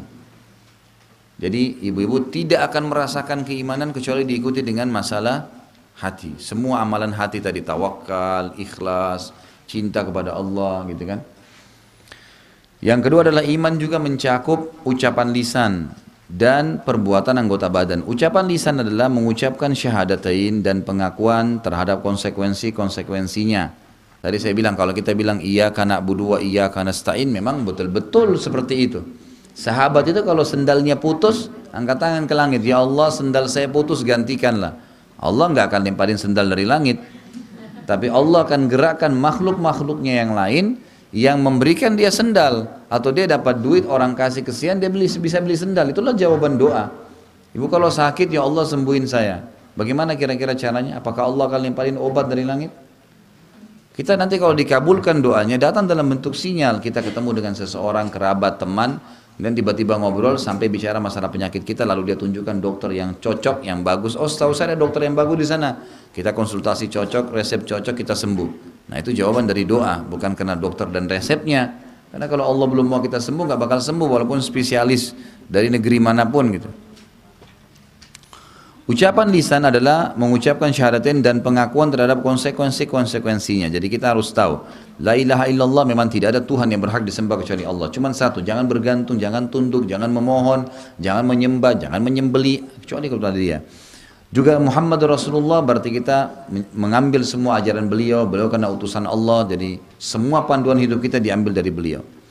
Adapun perbuatan-perbuatan badan, maka ia adalah perbuatan yang tidak terlaksana kecuali dengannya, seperti sholat, haji, jihad, amar ma'ruf dan nahi mungkar. Maksudnya amalan yang tidak bisa terjadi kecuali dengan anggota tubuh kita, seperti sholat, gerakan, haji, jihad, amar ma'ruf dan nahi mungkar. Adapun ucapan lisan, maka ia merupakan perkara yang harus. Ia adalah dasar bagi keberadaan sifat iman secara lahir, dan ulama salaf menegaskan masalah ini. Berikut ini adalah Abu Thur. Abu Thur ini bisa dilihat di footnote nomor 1. Dia adalah Ibrahim bin Khalid, seorang imam. Imam ini kalau diitlaqkan dalam ilmu hadis, ibu sekalian, bukan imam masjid ya. Imam itu kalau kita seperti alim, ulama, kiai ya. Jadi kalau dalam ilmu hadis dikatakan orang ini imam. Kalau kita baca sama setelahnya al-hafidh. Al-hafidh artinya yang hafalannya bagus gitu kan. Memang dia menghafal hadis, dia menghafal Al-Quran. faqih, orang yang faham hukum-hukum fikih. Lahir kira-kira tahun 170 Hijriah, memiliki sejumlah karya tulis dan dia wafat tahun 240 Hijriah. Jadi penulisan ilmiah, seperti misalnya kalau tesis S2 atau disertasi S3, memang harus seperti ini. Jadi setiap tulisan, dari mana rujukannya atau nama orang lewat, harus ada biodata ringkasnya, memang begitu. Dan kebetulan karena kita membedah buku, jadi kita baca semua termasuk ya hal-hal penting yang berhubungan dengan footnote ini. Berikut ini adalah perkataan Abu Thur. Abu Thur sudah kita sebutkan tadi siapa dia. Menetapkan pentingnya pengakuan lisan, dia berkata, tidak ada perselisihan di kalangan ulama tentang seorang laki-laki seandainya dia berkata, aku bersaksi bahwasanya Allah Subhanahu wa taala adalah esa, bahwa apa yang dibawa oleh Rasulnya adalah benar, dan laki-laki ini mengakui seluruh syariat. Kemudian dia berkata, hatiku tidak meyakini dan tidak membenarkan apapun darinya, bahwa dia bukan muslim. Ada orang bilang dengan lisannya tapi dia tidak yakini dengan hatinya, maka dia bukan muslim.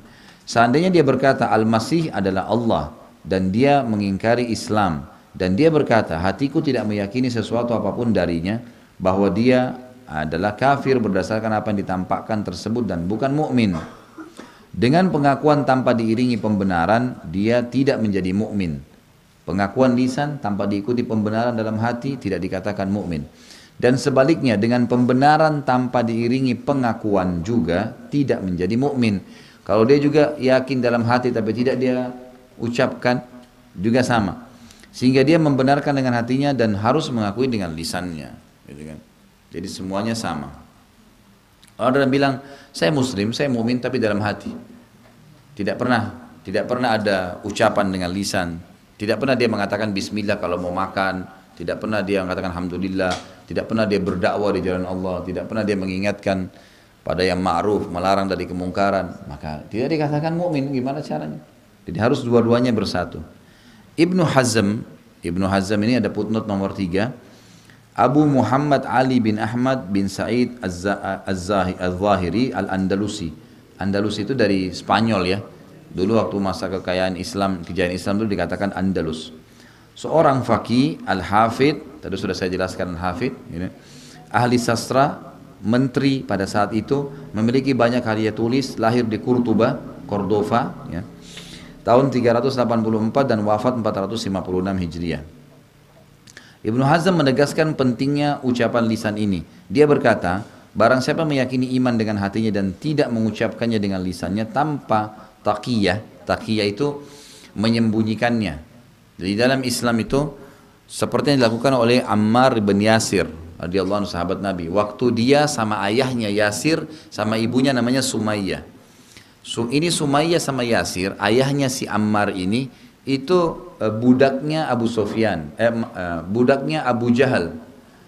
Nah, Abu Jahal ini waktu memaksa Sumayyah sama Yasir, budaknya, untuk meninggalkan agama Nabi SAW, mereka tidak mau, maka oleh Abu Jahal Sumayyah dibunuh, ditusuk perutnya. Kemudian suaminya juga Yasir dibunuh. Ammar waktu itu umurnya masih 9 tahun, 10 tahun, anak-anak. Dan dia ketakutan sekali melihat keadaan orang tuanya. Kata Abu Jahal, kalau saya akan siksa kamu, dan saya tidak akan bunuh kau seperti kedua orang tuamu, di depan mata orang tuanya mati. Saya tidak akan bunuh kamu seperti mereka, saya akan bunuh kamu pelan-pelan. Biar kau rasakan sakit, saya akan kulitin kamu, saya akan buat kamu berdarah, sampai kamu nanti tinggalkan agamanya Muhammad, gitu kan. Karena Ammar ketakutan, tapi hatinya sangat kuat dengan keimanan. Dia yakin Nabi SAW benar, padahal umurnya 10 tahun waktu itu. Dan dia tahu kedua orang tuanya komitmen sampai mati mempertahankan keimanan tadi. Jadi akhirnya Ammar ibn Yasir dikatakan oleh Abu Jahal, saya mau kau menghina Muhammad. Karena Ammar waktu itu sakit, berdarah-darah tubuhnya, masih kecil 10 tahun, maka dia ikutin. Dia menghina Nabi SAW, Muhammad itu bukan Rasul. Dicaci maki seperti Abu Jahal bilang.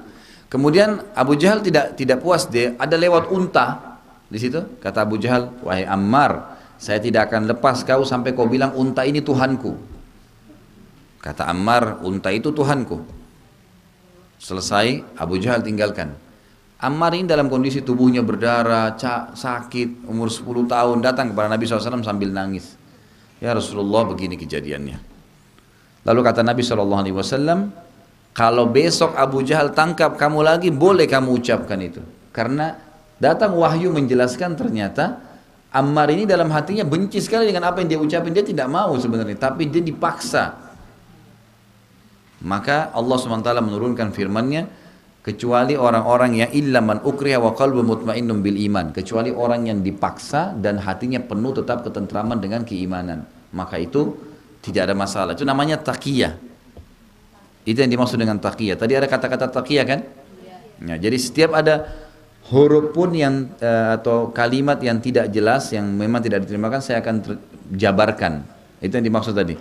Saya ulangi, Ibnu Hazm berkata menegaskan pentingnya ucapan lisan ini. Dia berkata barang siapa yang meyakini iman dengan hatinya dan tidak mengucapkan dengan lisannya tanpa taqiyah, bukan karena dia terdesak, gitu kan, maka dia kafir di sisi Allah. Jadi Ibnu Hazm menekankan kepada kita penting sekali poin, ya, ucapan lisan. Tentang pentingnya mengucapkan lisan yang diikuti dengan keyakinan dalam hati. Kalau tadi kan banyak sekali penjelasan lisan percuma kalau hati tidak ikut. Nah ini dibalik, percuma juga dalam hati kalau lisannya tidak ikutin. Kata Ibnu Hazm, barang siapa yang meyakini iman dengan hatinya dan dia tidak mengucapkan dengan lisannya tanpa taqiyah, bukan karena masalah taqiyah, karena kalau dia ucapan maka dia akan dibunuh misalnya, maka dia telah kafir di sisi Allah Subhanahu wa taala dan di kalangan kaum muslimin. Ibnu Taimiyah juga berkata, barang siapa tidak membenarkan dengan lisannya padahal dia mampu, maka dalam kamus orang-orang mukmin dia bukan mukmin. Sebagaimana hal tersebut disepakati oleh salaf. Salaf itu orang terdahulu, ya. Jadi kalau kita bilang salafus saleh berarti orang terdahulu, sahabat maksudnya. Sebagaimana ini lebih dominan sahabat, bisa tabi'in, orang-orang terdahulu yang soleh. Sebagaimana hal tersebut disepakati oleh salaf ummah dari kalangan sahabat dan tabi'in. Maka kata Ibnu Taimiyah, barang siapa yang membenarkan dengan hatinya dan tidak mengucapkan dengan lisannya, maka tidak sedikit pun hukum-hukum iman disandangkan kepadanya, tidak di dunia, tidak juga di akhirat. Artinya memang dua-duanya ini harus berhubungan satu sama yang lain. Ibnu Taimiyah juga mengatakan rahimahullah, menyebutkan perkiraan yang tidak mungkin. Dia berkata, begitu pula jika dikatakan seorang laki-laki bersaksi bahwasanya Muhammad adalah Rasulullah, lahir dan batin, dan hal ini telah diminta darinya tanpa ada rasa takut dan harapan yang menghalangi karenanya, tapi dia menolak sehingga dia terbunuh, maka tidak mungkin dia secara batin bersaksi bahwasanya Muhammad adalah Rasulullah. Oleh karena itu, ucapan lahir terhadap iman, di mana tidak ada keselamatan bagi seorang hamba kecuali dengannya, menurut mayoritas salaf dan khalaf. Salaf orang yang terdahulu, khalaf orang yang terakhir, yang datang setelah di zaman kita maksudnya. Dari kalangan orang-orang terdahulu dan yang hadir berikutnya, kecuali Jahmiyah tadi. Jahmiyah yang sudah kita sebutkan tadi sifat-sifatnya. Yang dimaksud dengan ucapan lisan yang merupakan iman secara batin dan hakiki adalah yang menggiringi keyakinan hati dan pembenarannya. Karena jika tidak, maka sekedar ucapan tanpa keyakinan. Iman bukan merupakan iman berdasarkan kesepakatan kaum muslimin. Jadi iman seperti itu tidak termasuk kalau cuma hati dan tidak ikuti dengan perkataan. Iman adalah perbuatan anggota badan. Ya, ini tambahan lagi. Jadi selain pengucapan lisan, keyakinan dalam hati dan diikuti dengan perbuatan anggota badan.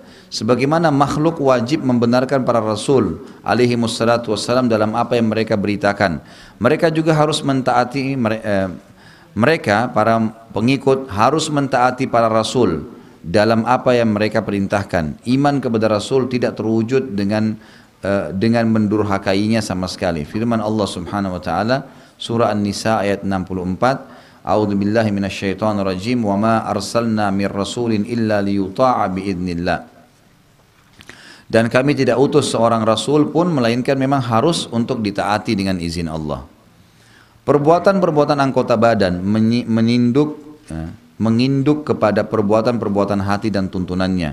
Jika hati berisi ma'rifat, pengetahuan tentang Allah, dan iradat, keinginan ya untuk mengerjakan, maka hal tersebut mengalir ke badan secara otomatis. Tidak mungkin badan menolak apa yang diinginkan oleh hati.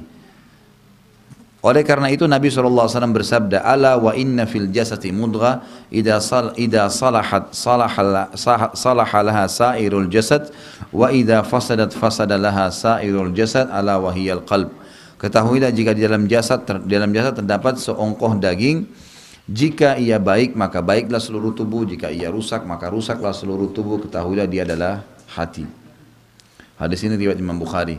Jika hati sahih dengan iman, sahih maksudnya sehat, ya, dengan iman yang ada padanya, ilmu dan perbuatan hati, ya, dan ada padanya ilmu dan perbuatan hati.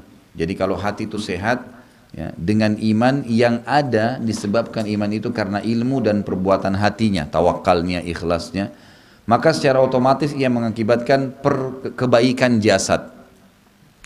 Dengan ucapan lahir dan mengamalkan iman yang mutlak sebagaimana yang dilakukan. Jadi nanti anggota badan akan melakukan tuh, akan pengucapan lisan dan seterusnya kalau hatinya sudah terkontrol. Sebagaimana yang dikatakan oleh para imam hadis, ucapan dan perbuatan, ucapan batin dan zahir, perbuatan batin dan zahir. Yang lahir mengikuti yang batin, ya, yang kelihatan di luar mengikuti yang di dalam hati. Dan yang merupakan konsekuensi darinya. Jika batinnya baik, baik pula lahirnya. Jika rusak, maka ia menjadi rusak. Di samping itu, tidak adanya perbuatan-perbuatan lahir akan menafikan iman batin. Tidak adanya perbuatan-perbuatan lahir akan menafikan iman batin. Faham ya? Jadi tidak adanya aplikasi, tidak sholat, tidak haji, tidak sedekah, tidak ada aplikasi lahir, maka itu akan menafikan iman batin. Kan hilang nanti imannya. Oleh karena itu Allah menafikan iman dari orang-orang di mana tuntunan iman tidak terwujud pada mereka, karena tidak adanya tuntunan menunjukkan tidak adanya, ya, tidak ada yang menuntun atau menuntut. Seperti firman Allah Subhanahu wa taala surah Al-Maidah ayat 81, "Walau kanu yu'minuna billahi wan nabiyyi wa ma unzila ilaihi mattakhaduhum awliya." Sekiranya mereka beriman kepada Allah, kepada Nabi Musa, ini kisah tentang Bani Israel, ya, dan kepada apa yang diturunkan kepadanya, ya, niscaya mereka tidak akan menjadikan orang-orang musyrik itu sebagai penolong-penolong. Jadi kalau seandainya orang itu betul-betul imannya dalam hatinya dan diikuti dengan ilmu yang benar, wahyu, dan dia ikrarkan dengan lisannya, maka diaplikasikan dalam anggota tubuhnya, dia tidak akan mungkin melanggar apa yang Allah larang. Di antaranya menjadikan orang-orang musyrik sebagai pelindung-pelindung, ya, penolong-penolong. Surah Al-Mujadilah ayat 22. La tajidu qauman yu'minuna billahi wal yawmil akhir yuwadduna man haddallaha wa rasulah.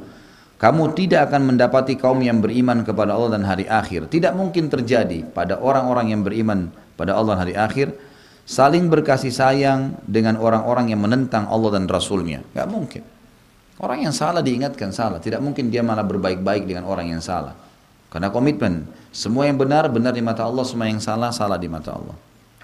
Maka zahir dan batin saling berkait, dan yang zahir tidak menjadi lurus kecuali dengan lurusnya yang batin. Jadi batin maksudnya hati, ya, dalam tubuh kita, dalam hati kita. Jika batin lurus, maka zahir juga pasti akan lurus secara otomatis. Gitu. Baik, kita akan tutup dengan poin ini tentunya, ya. Penjelasannya, jika iman batin yang ada di dalam hati terwujud, iman batin di dalam hati terwujud dengan ilmu yang benar, niscaya secara otomatis ia berpengaruh pada yang zahir, yang kelihatan. Tidak mungkin salah satunya terpisah dari yang lain.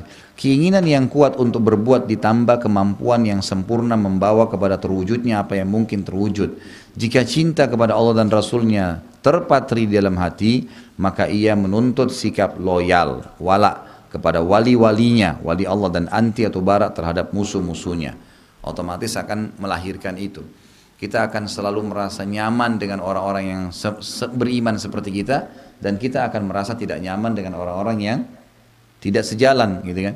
Misal, ya, contoh kita kalau ambil orang-orang, tidak usah orang kafir sama orang beriman. Misalnya orang yang sudah rajin beribadah dengan orang yang bermaksiat, tidak akan nyaman duduk bersama, gitu kan.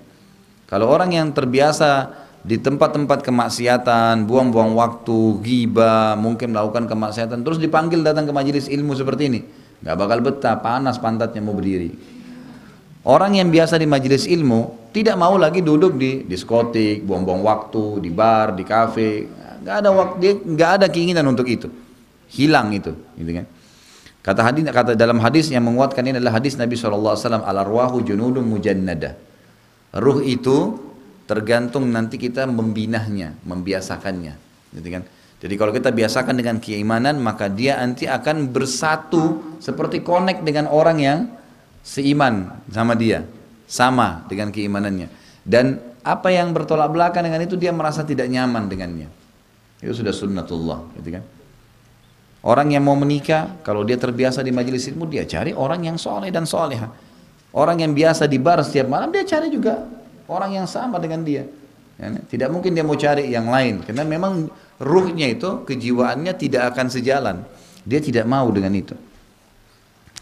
Dari sini kata beliau, tidak mungkin seorang yang beriman kepada Allah SWT mengakui kewajiban-kewajiban, tetapi pada saat yang sama dia meninggalkan ketaatan-ketaatan tersebut dan menolak melaksanakannya. Ibnu Taimiyah berkata, tidak mungkin seseorang yang beriman dengan iman yang kokoh di dalam hatinya bahwa Allah mewajibkan sholat, zakat, puasa, haji, lalu dia hidup sepanjang hayat tanpa pernah bersujud sekalipun kepada Allah, tidak puasa Ramadan, tidak menunaikan zakat karena Allah, dan tidak haji ke Ka'bah atau ke Ka'bahnya.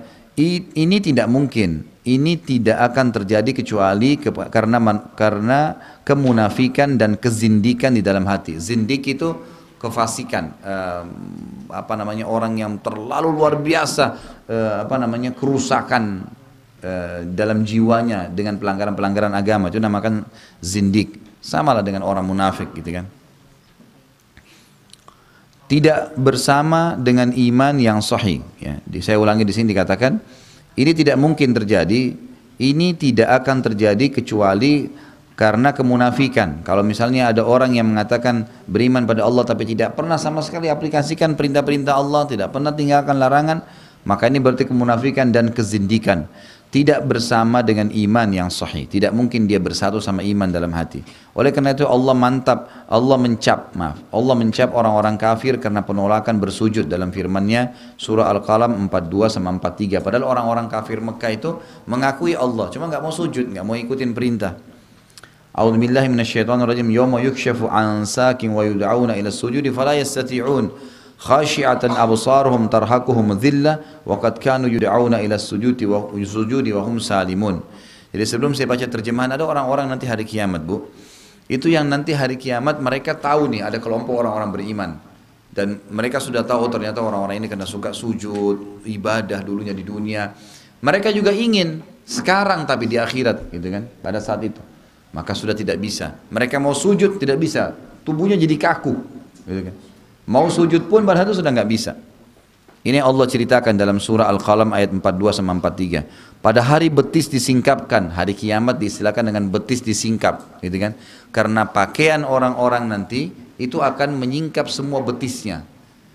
Jadi kata Nabi SAW dalam hadis yang lain, semua kita akan dibangkitkan dalam kondisi telanjang pakaian, telanjang kaki, tidak pakai alas kaki dan tidak terkhitan. Maka kata Aisyah radhiyallahu anha, ya Rasulullah, kalau begitu orang saling lihat-melihat laki-laki sama perempuan.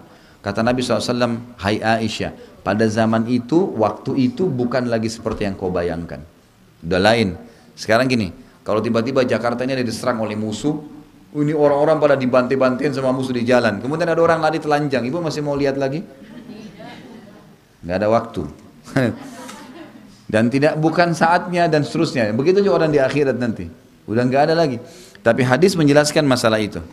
Kalau kata Nabi SAW, orang yang pertama diberikan pakaian hari kiamat adalah Ibrahim alaihissalam. Dan pakaian di hari kiamat nanti itu akan menyingkap betis. Memang betisnya tidak tertutup manusia itu. Maka disilakan hari kiamat juga hari betis tersingkap. Kata Allah di sini pada saat hari betis disingkapkan dan mereka dipanggil untuk bersujud. Pada saat itu mereka lihat orang beriman, mereka mau sujud. Kata Allah silahkan. Maka mereka tidak kuasa. Dalam keadaan pandangan mereka tunduk ke bawah, lagi diliputi kehinaan. Dan sungguhnya mereka dahulu di dunia telah disuruh untuk sujud, tapi mereka dan mereka dalam keadaan sejahtera. Gampang di dunia. Tinggal patuh sama Allah, mencari tahu dengan ilmu, majelis ilmu begini, kemudian sujud, jalanin saja perintahnya. Masuk surga, gitu kan. Sampai ada seorang sahabat mengatakannya, Rasulullah, saya ingin bersama anda di akhirat. Kata Nabi SAW, kau punya permintaan lain? Dia bilang, ya Rasulullah, saya cuma ingin sama anda pokoknya di akhirat. Nabi ulangi 3 kali, apa kau punya permintaan lain? Dia bilang, saya ingin hanya bersama anda di akhirat. Karena kalau sama Nabi sudah pasti selamat lah. Ya maksudnya gitu, bersama Nabi, tingkat derajat di surganya. Pokoknya sama Nabi, di mana Nabi dia ada, gitu kan. Kata Nabi SAW, baiklah tolong saya gitu kan, dengan memperbanyak sujud. Kamu harus selalu banyak sujud. Jadi sholat, sujud gitu kan, kepada Allah SWT. Juga ada hadis yang menjelaskan dahi yang biasa sujud ya kepada Allah SWT tidak akan terbakar oleh api neraka. Gitu kan. Baik, kita tutup bahasan kita dengan paragraf yang ini ya, lembaran terakhir ini. Nanti kita lanjut insyaallah poin keempat, masalah iman lahir dan batin ya.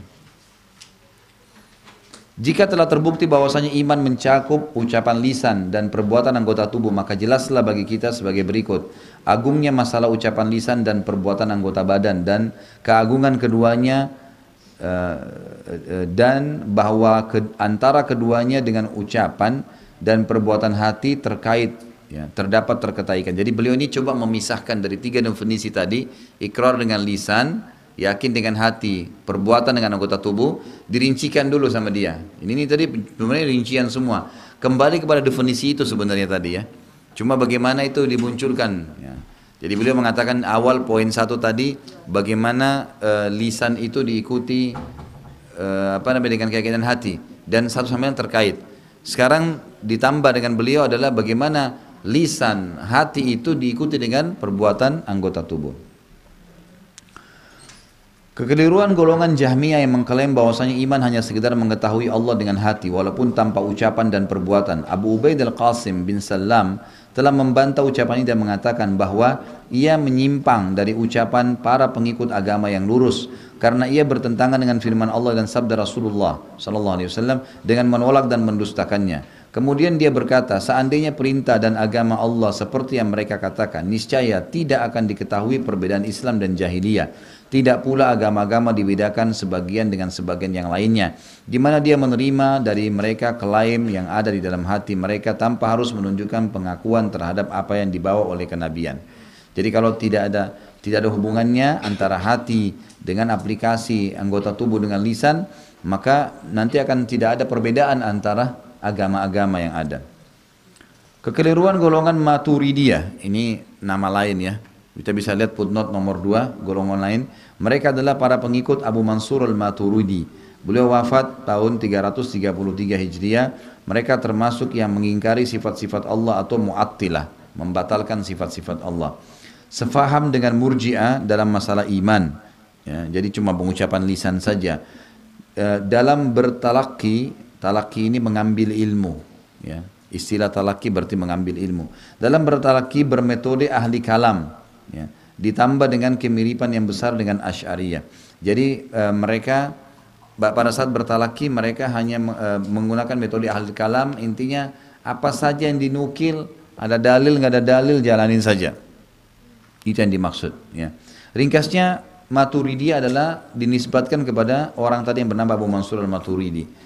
Kekeliruan golongan Maturidiyah yang mengatakan bahwa ucapan lisan merupakan rukun yang lebih, bukan dasar. Ini hanya syarat yang diberlakukannya hukum-hukum dunia.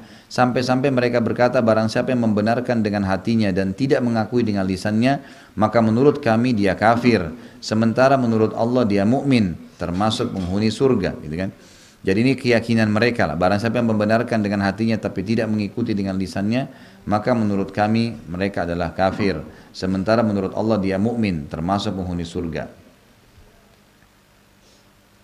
Jadi di sini maksudnya harus difahamin dia bagian daripada rukun. Ya. Kalau orang-orang Maturidi tidak menganggap itu sebuah rukun, ya, jadi bisa saja terpisah. Kekeliruan golongan Murji'ah pada umumnya yang tadi menolak atau mengatakan iman cuma dengan lisan, yang mengeluarkan amal perbuatan dari lingkup iman, sehingga di antara mereka berkata barang siapa yang mewujudkan hakikat pembenaran atau tasdik dengan hati, dia melaksanakan ketaatan atau melakukan kemaksiatan, maka pembenarannya utuh seperti apa adanya, sama sekali tidak berubah. Orang-orang Murji'ah ini tidak membedakan antara jenis amal perbuatan yang merupakan syarat kesahihan iman pada ahli sunnah dengan satuan-satuan amal perbuatan di mana orang-orang yang meninggalkannya dianggap tidak sempurna imannya. Penjelasannya nanti akan hadir insyaAllah, karena ada bahasannya. Fudail bin Iyad, salah satu ulama tabi'in rahimahullah berkata, ahli bid'ah membedakan atau mengesampingkan amal perbuatan dari iman. Kata mereka, kewajiban-kewajiban Allah tidak termasuk iman. Barang siapa yang mengatakan itu, maka dia telah berbohong besar. Aku khawatir dia menjadi seseorang yang ingkar akan kewajiban-kewajiban dan menolak perintah Allah Subhanahu wa taala. Jadi tidak boleh kita menyampingkan amal tubuh, amal perbuatan kita dengan keyakinan dalam hati dan perkataan lisan juga. Terakhir paragrafnya adalah sebagaimana Al-Qadhi Abu Ya'la mengatakan dalam membantah orang-orang Murji'ah, kalau iman adalah pembenaran dengan lisan dan atau hati, niscaya orang yang hanya melakukan itu, ya, niscaya orang yang hanya melakukan itu padahal dia menelantarkan kewajiban dan melaksanakan larangan, berhak dipuji bahwa dia adalah orang yang sempurna imannya. Tetapi hal ini tidak mungkin secara syar'i karena adanya dalil-dalil yang sahih yang menjelaskan seperti hadis misalnya la yazni zani hina yazni wa huwa mu'min. Jadi pendapat Murji'ah, ya, penutupan bahasan kita ini mengatakan kalau ada orang yang berbuat zina misalnya atau melakukan satu perbuatan dosa besar, dianggap tetap sempurna imannya. Itu sisi lain. Sementara ada hadis Nabi yang diangkat oleh penulis di sini yang berbunyi, seorang pezina tidak berzina ketika dia berzina sementara dia mukmin. Artinya kalau dia sedang berzina tuh imannya sebenarnya lagi keluar, lagi kosong, gitu kan. Sehingga dia lakukan. Dalam hadis lengkapnya begini, tidaklah berzina seorang pezina sementara dia berzina padahal ada iman dalam hatinya, dan tidaklah seseorang itu mencuri sementara dia mencuri sementara ada iman dalam hatinya. Riwayat lain menjelaskan juga kalau seseorang melakukan perbuatan zina, maka iman akan keluar dari kepalanya, dari tubuhnya sampai menjadi gumpalan seperti asap hitam. Dan kalau dia bertobat baru masuk lagi ke dalam tubuhnya. Jadi hadis ini menjelaskan kepada kita, memang iman bertambah dan berkurang dan ada hubungannya dengan perbuatan seseorang. Artinya, kalau seseorang itu melakukan perbuatan dosa, maka berpengaruh perbuatan dia, ya, perilaku dia berzina misalnya atau dia mencuri, berpengaruh pada keimanannya dalam hati. Nah sementara tadi kelompok Murji'ah mengatakan itu tidak terjadi. Mau dia berzina mau enggak ya tetap saja, ya, imannya bisa tetap aja sama. Tidak berpengaruh kepada perbuatan, tidak bertambah dengan ketaatan, tidak berkurang dengan kemaksiatan. Sekali dia beriman ya sudah dia beriman, tidak ada pengaruhnya. Padahal kita bisa rasakan dalam kehidupan kita sehari-hari, ya. Pada saat dia rajin beribadah akan meningkat imannya, pada saat dia malas beribadah maka akan drop imannya dengan sendirinya. Baik. Sampai sini bahasan. Ada yang mau bertanya? Alhamdulillah. Saya suka kalau nggak ada yang bertanya. Oh.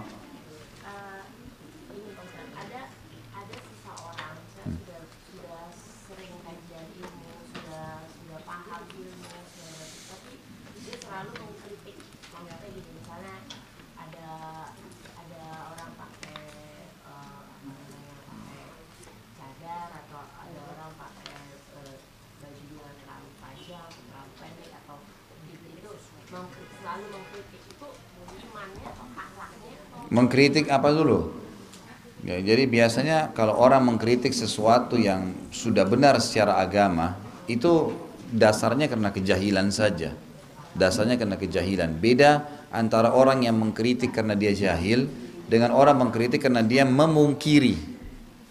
Kalau dia mengkritik karena dia jahil, bagi dia itu kok aneh benar, ya, orang harus bercadar, orang berjibah besar, orang mungkin laki-laki berjenggot dan segala, dianggap aneh orang ini. Misal dia mengkritik karena kejahilannya, dia tidak tahu, dia tidak bertanya kenapa kamu lakukan. Semestinya kan kita kalau berbicara tentang pikiran sehat kita sebagai manusia normal, setiap kali kita tidak tahu kenapa orang melakukannya, maka kita perlu bertanya. Malu bertanya saat di jalan, kita nggak tahu. Bisa saja orang melakukannya karena tidak ada orang melakukan satu perbuatan tanpa dasar, tanpa ada kenapa dia lakukan, gitu kan? Maka pasti ada alasan kenapa dia lakukan. Dan saya pernah menjelaskan, salah satu kaidah penting dalam agama kita adalah dalam tazkiyatun nafs, pensucian jiwa seseorang, ibu harus menyampaikan argumentasi, alasan kenapa melakukan satu perbuatan, baik atau buruk. Itu untuk mengkelirkan permasalahan, ya. Misal gini, saya mau ke masjid, lalu ada orang yang bertanya kepada saya, mau kemana Pak? Pertanyaan sudah dilemparkan. Kalau kita jelaskan perbuatan yang kita kerjakan baik tanpa alasan, bisa masuk ke bab riya. Tapi kalau ditanya, itu tidak masuk dalam bab riya. Asal kita bisa ngontrol. Bapak mau kemana? Oh, saya mau ke masjid. Kan itu. anak kita, istri, suami yang nanya atau orang, jelaskan. Mau kemana? Mbak pagi ini, oh saya mau ke majelis taklim. Ya. Kita sampaikan karena ditanya. Menjelaskan alasan. Ya. Karena sudah ditanya. Jangan pernah ditanya, diam. Memang menjelaskan. Sama halnya kalau orang berbuat buruk. Misal kita menjatuhkan sebuah gelas sehingga pecah. Atau kita melakukan satu perbuatan. Kalau kita ditanya, ya, kenapa kamu lakukan? Jelaskan. Oh iya, tadi saya buru-buru sehingga jatuh. Penjelasan kenapa kita lakukan itu akan menyelesaikan permasalahan, clear. Orang tidak bertanya terus. Jatuh gelas, kenapa kamu jatuhkan? Sudahlah, urusan saya. Orang langsung menilai buruk dan itu akan terus tertanam selamanya. Orang kalau masih jahil dengan sesuatu, kata kuncinya bertanya. Jangan langsung menilai orang, gitu kan?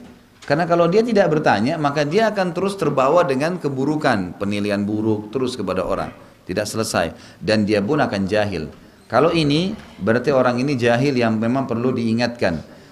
Kalau dia memungkiri, memang mengatakan ini enggak ada dalam Islam, itu lain, ini bahaya sekali. Ini masuk nanti dalam bahasan kita. Kita belum masuk sebenarnya ke poin-poin pembatalan keislaman ya. Ini masih baru masalah keimanan itu yang kita rincikan. Nanti ini akan memudahkan kita memahami poin-poin pembatalan keislaman. Nanti akan ada masuk poin-poinnya diantaranya orang yang menolak secara mutlak, gitu kan, yang berhubungan dengan perintah Allah Subhanahu Wa Taala itu bisa sampai tingkat kekufuran, membatalkan keislamannya. Jadi kalau dia membangkang, karena pembangkangan maka itu bisa berbahaya buat dia.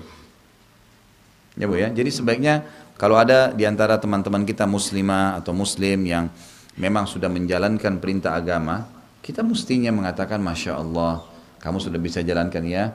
Apa kira-kira sebabnya ya, biar kita dengar, gitu kan. Mungkin dia sering ikut taklim, dari taklim ke taklim, atau dia sudah mengubah penampilannya, ya kita bisa tanya, dengarkan dari dia. Oh mungkin alasannya masuk akal. Kalau kita masih belum bisa amalkan, Masya Allah ya kamu sudah amalkan. Mudah-mudahan satu waktu saya bisa amalkan. Nah itu adab namanya, itu tata kerama. Tapi kalau orang sudah melakukan yang jelas lebih patuh kepada agama, lalu kemudian kita anggap ini buruk, langsung kita mengatakan ini garis keras lah, inilah, ini terlalu kolot lah, ini berbahaya ini, ya nggak boleh. Nanti akan ada bahasan tuh, insya Allah nanti di poin-poin, ini kan ada poin-poinnya ya, poin-poin yang induk dari bahasan buku nanti, yang membatalkan Islam nomor 1 ini, yang membatalkan Islam nomor 2 ini, itu banyak nanti akan kita jabarkan insya Allah. Baik, hari Jumat, ada khutbah Jumat. Jadi saya harus, iya, silakan. Siapa yang mau nanya?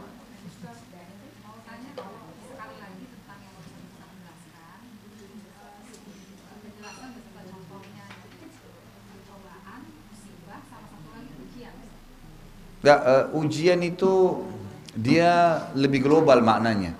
Karena orang kalau ikut tes, ujian juga kan namanya. Artinya sesuatu yang cuma mengetes potensi dia, itu ujian.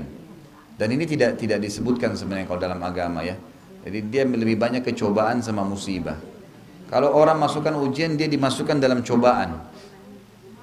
Karena itu lebih kepada mengetes keterampilan. Kan begitu ya. Baik, ini hampir 11:30, saya 11 lewat, saya harus ke masjid khutbah Jumat di Blok M. Ya mungkin insya Allah kita ketemu lagi. Bagi ibu-ibu yang belum hadir di hari Senin dan ada waktu, silakan hadir, ada bahasan kitab kita Minhajul Muslim dengan waktu yang sama. Dan hari Jumat kita lanjutkan bahasan kita ini. Dan bagi yang belum tahu juga silakan ngikutin ceramah-ceramah saya, sudah cukup banyak di web dan di YouTube. Kalau di web tinggal www.khalidbasalama.com, tinggal diklik, bisa di-download gratis, bagikan kepada orang-orang, itu jadi amal jariah insya Allah. Itu sangat baik. Dan kalau ada pertanyaan, saya sudah sarankan buat sebuah buku tulis khusus judulnya tanya jawab. Nanti ditulis masalah akidah, masalah rumah tangga, masalah ekonomi, apa saja nanti coba ditulis di kertas, nanti ditanyain di waktu tema yang sedang kita bahas, sehingga ada jawaban yang saya bisa kasih dan tidak terulang pertanyaan karena sudah ditulis. Mungkin begitu. Mudah-mudahan semua orang yang sakit disembuhkan penyakitnya, semua yang terlilit utang dilunasi utangnya, seluruh yang belum dapat hidayah dimudahkan mendapatkan hidayah, semua yang sudah dapat hidayah dimudahkan untuk mengamalkan, seluruh kaum muslimin di Palestina, di Syria, di Yaman, di Irak, di Myanmar, dimanapun mereka berada, Allah berikan kemenangan, keikhlasan. Allah terima para syuhada mereka dan Allah muliakan Islam di tangan-tangan mereka dan tangan-tangan kita, dan semoga Allah partisipasikan kita bersama mereka di pahala baik dengan doa, dengan harta dan juga dengan jiwa kita, dan semoga Allah dengan kemahamurahannya menyatukan kita di surga firdausnya tanpa hisab sebagaimana Ia satukan kita di majelis ilmu yang mulia ini. Kalau ada benar dari Allah, kalau salah dari saya mohon dimaafkan. Subhanakallahumma bihamdika asyhadu an la ilaha illa anta astaghfiruka wa atubu ilaik. Wassalamualaikum warahmatullahi wabarakatuh.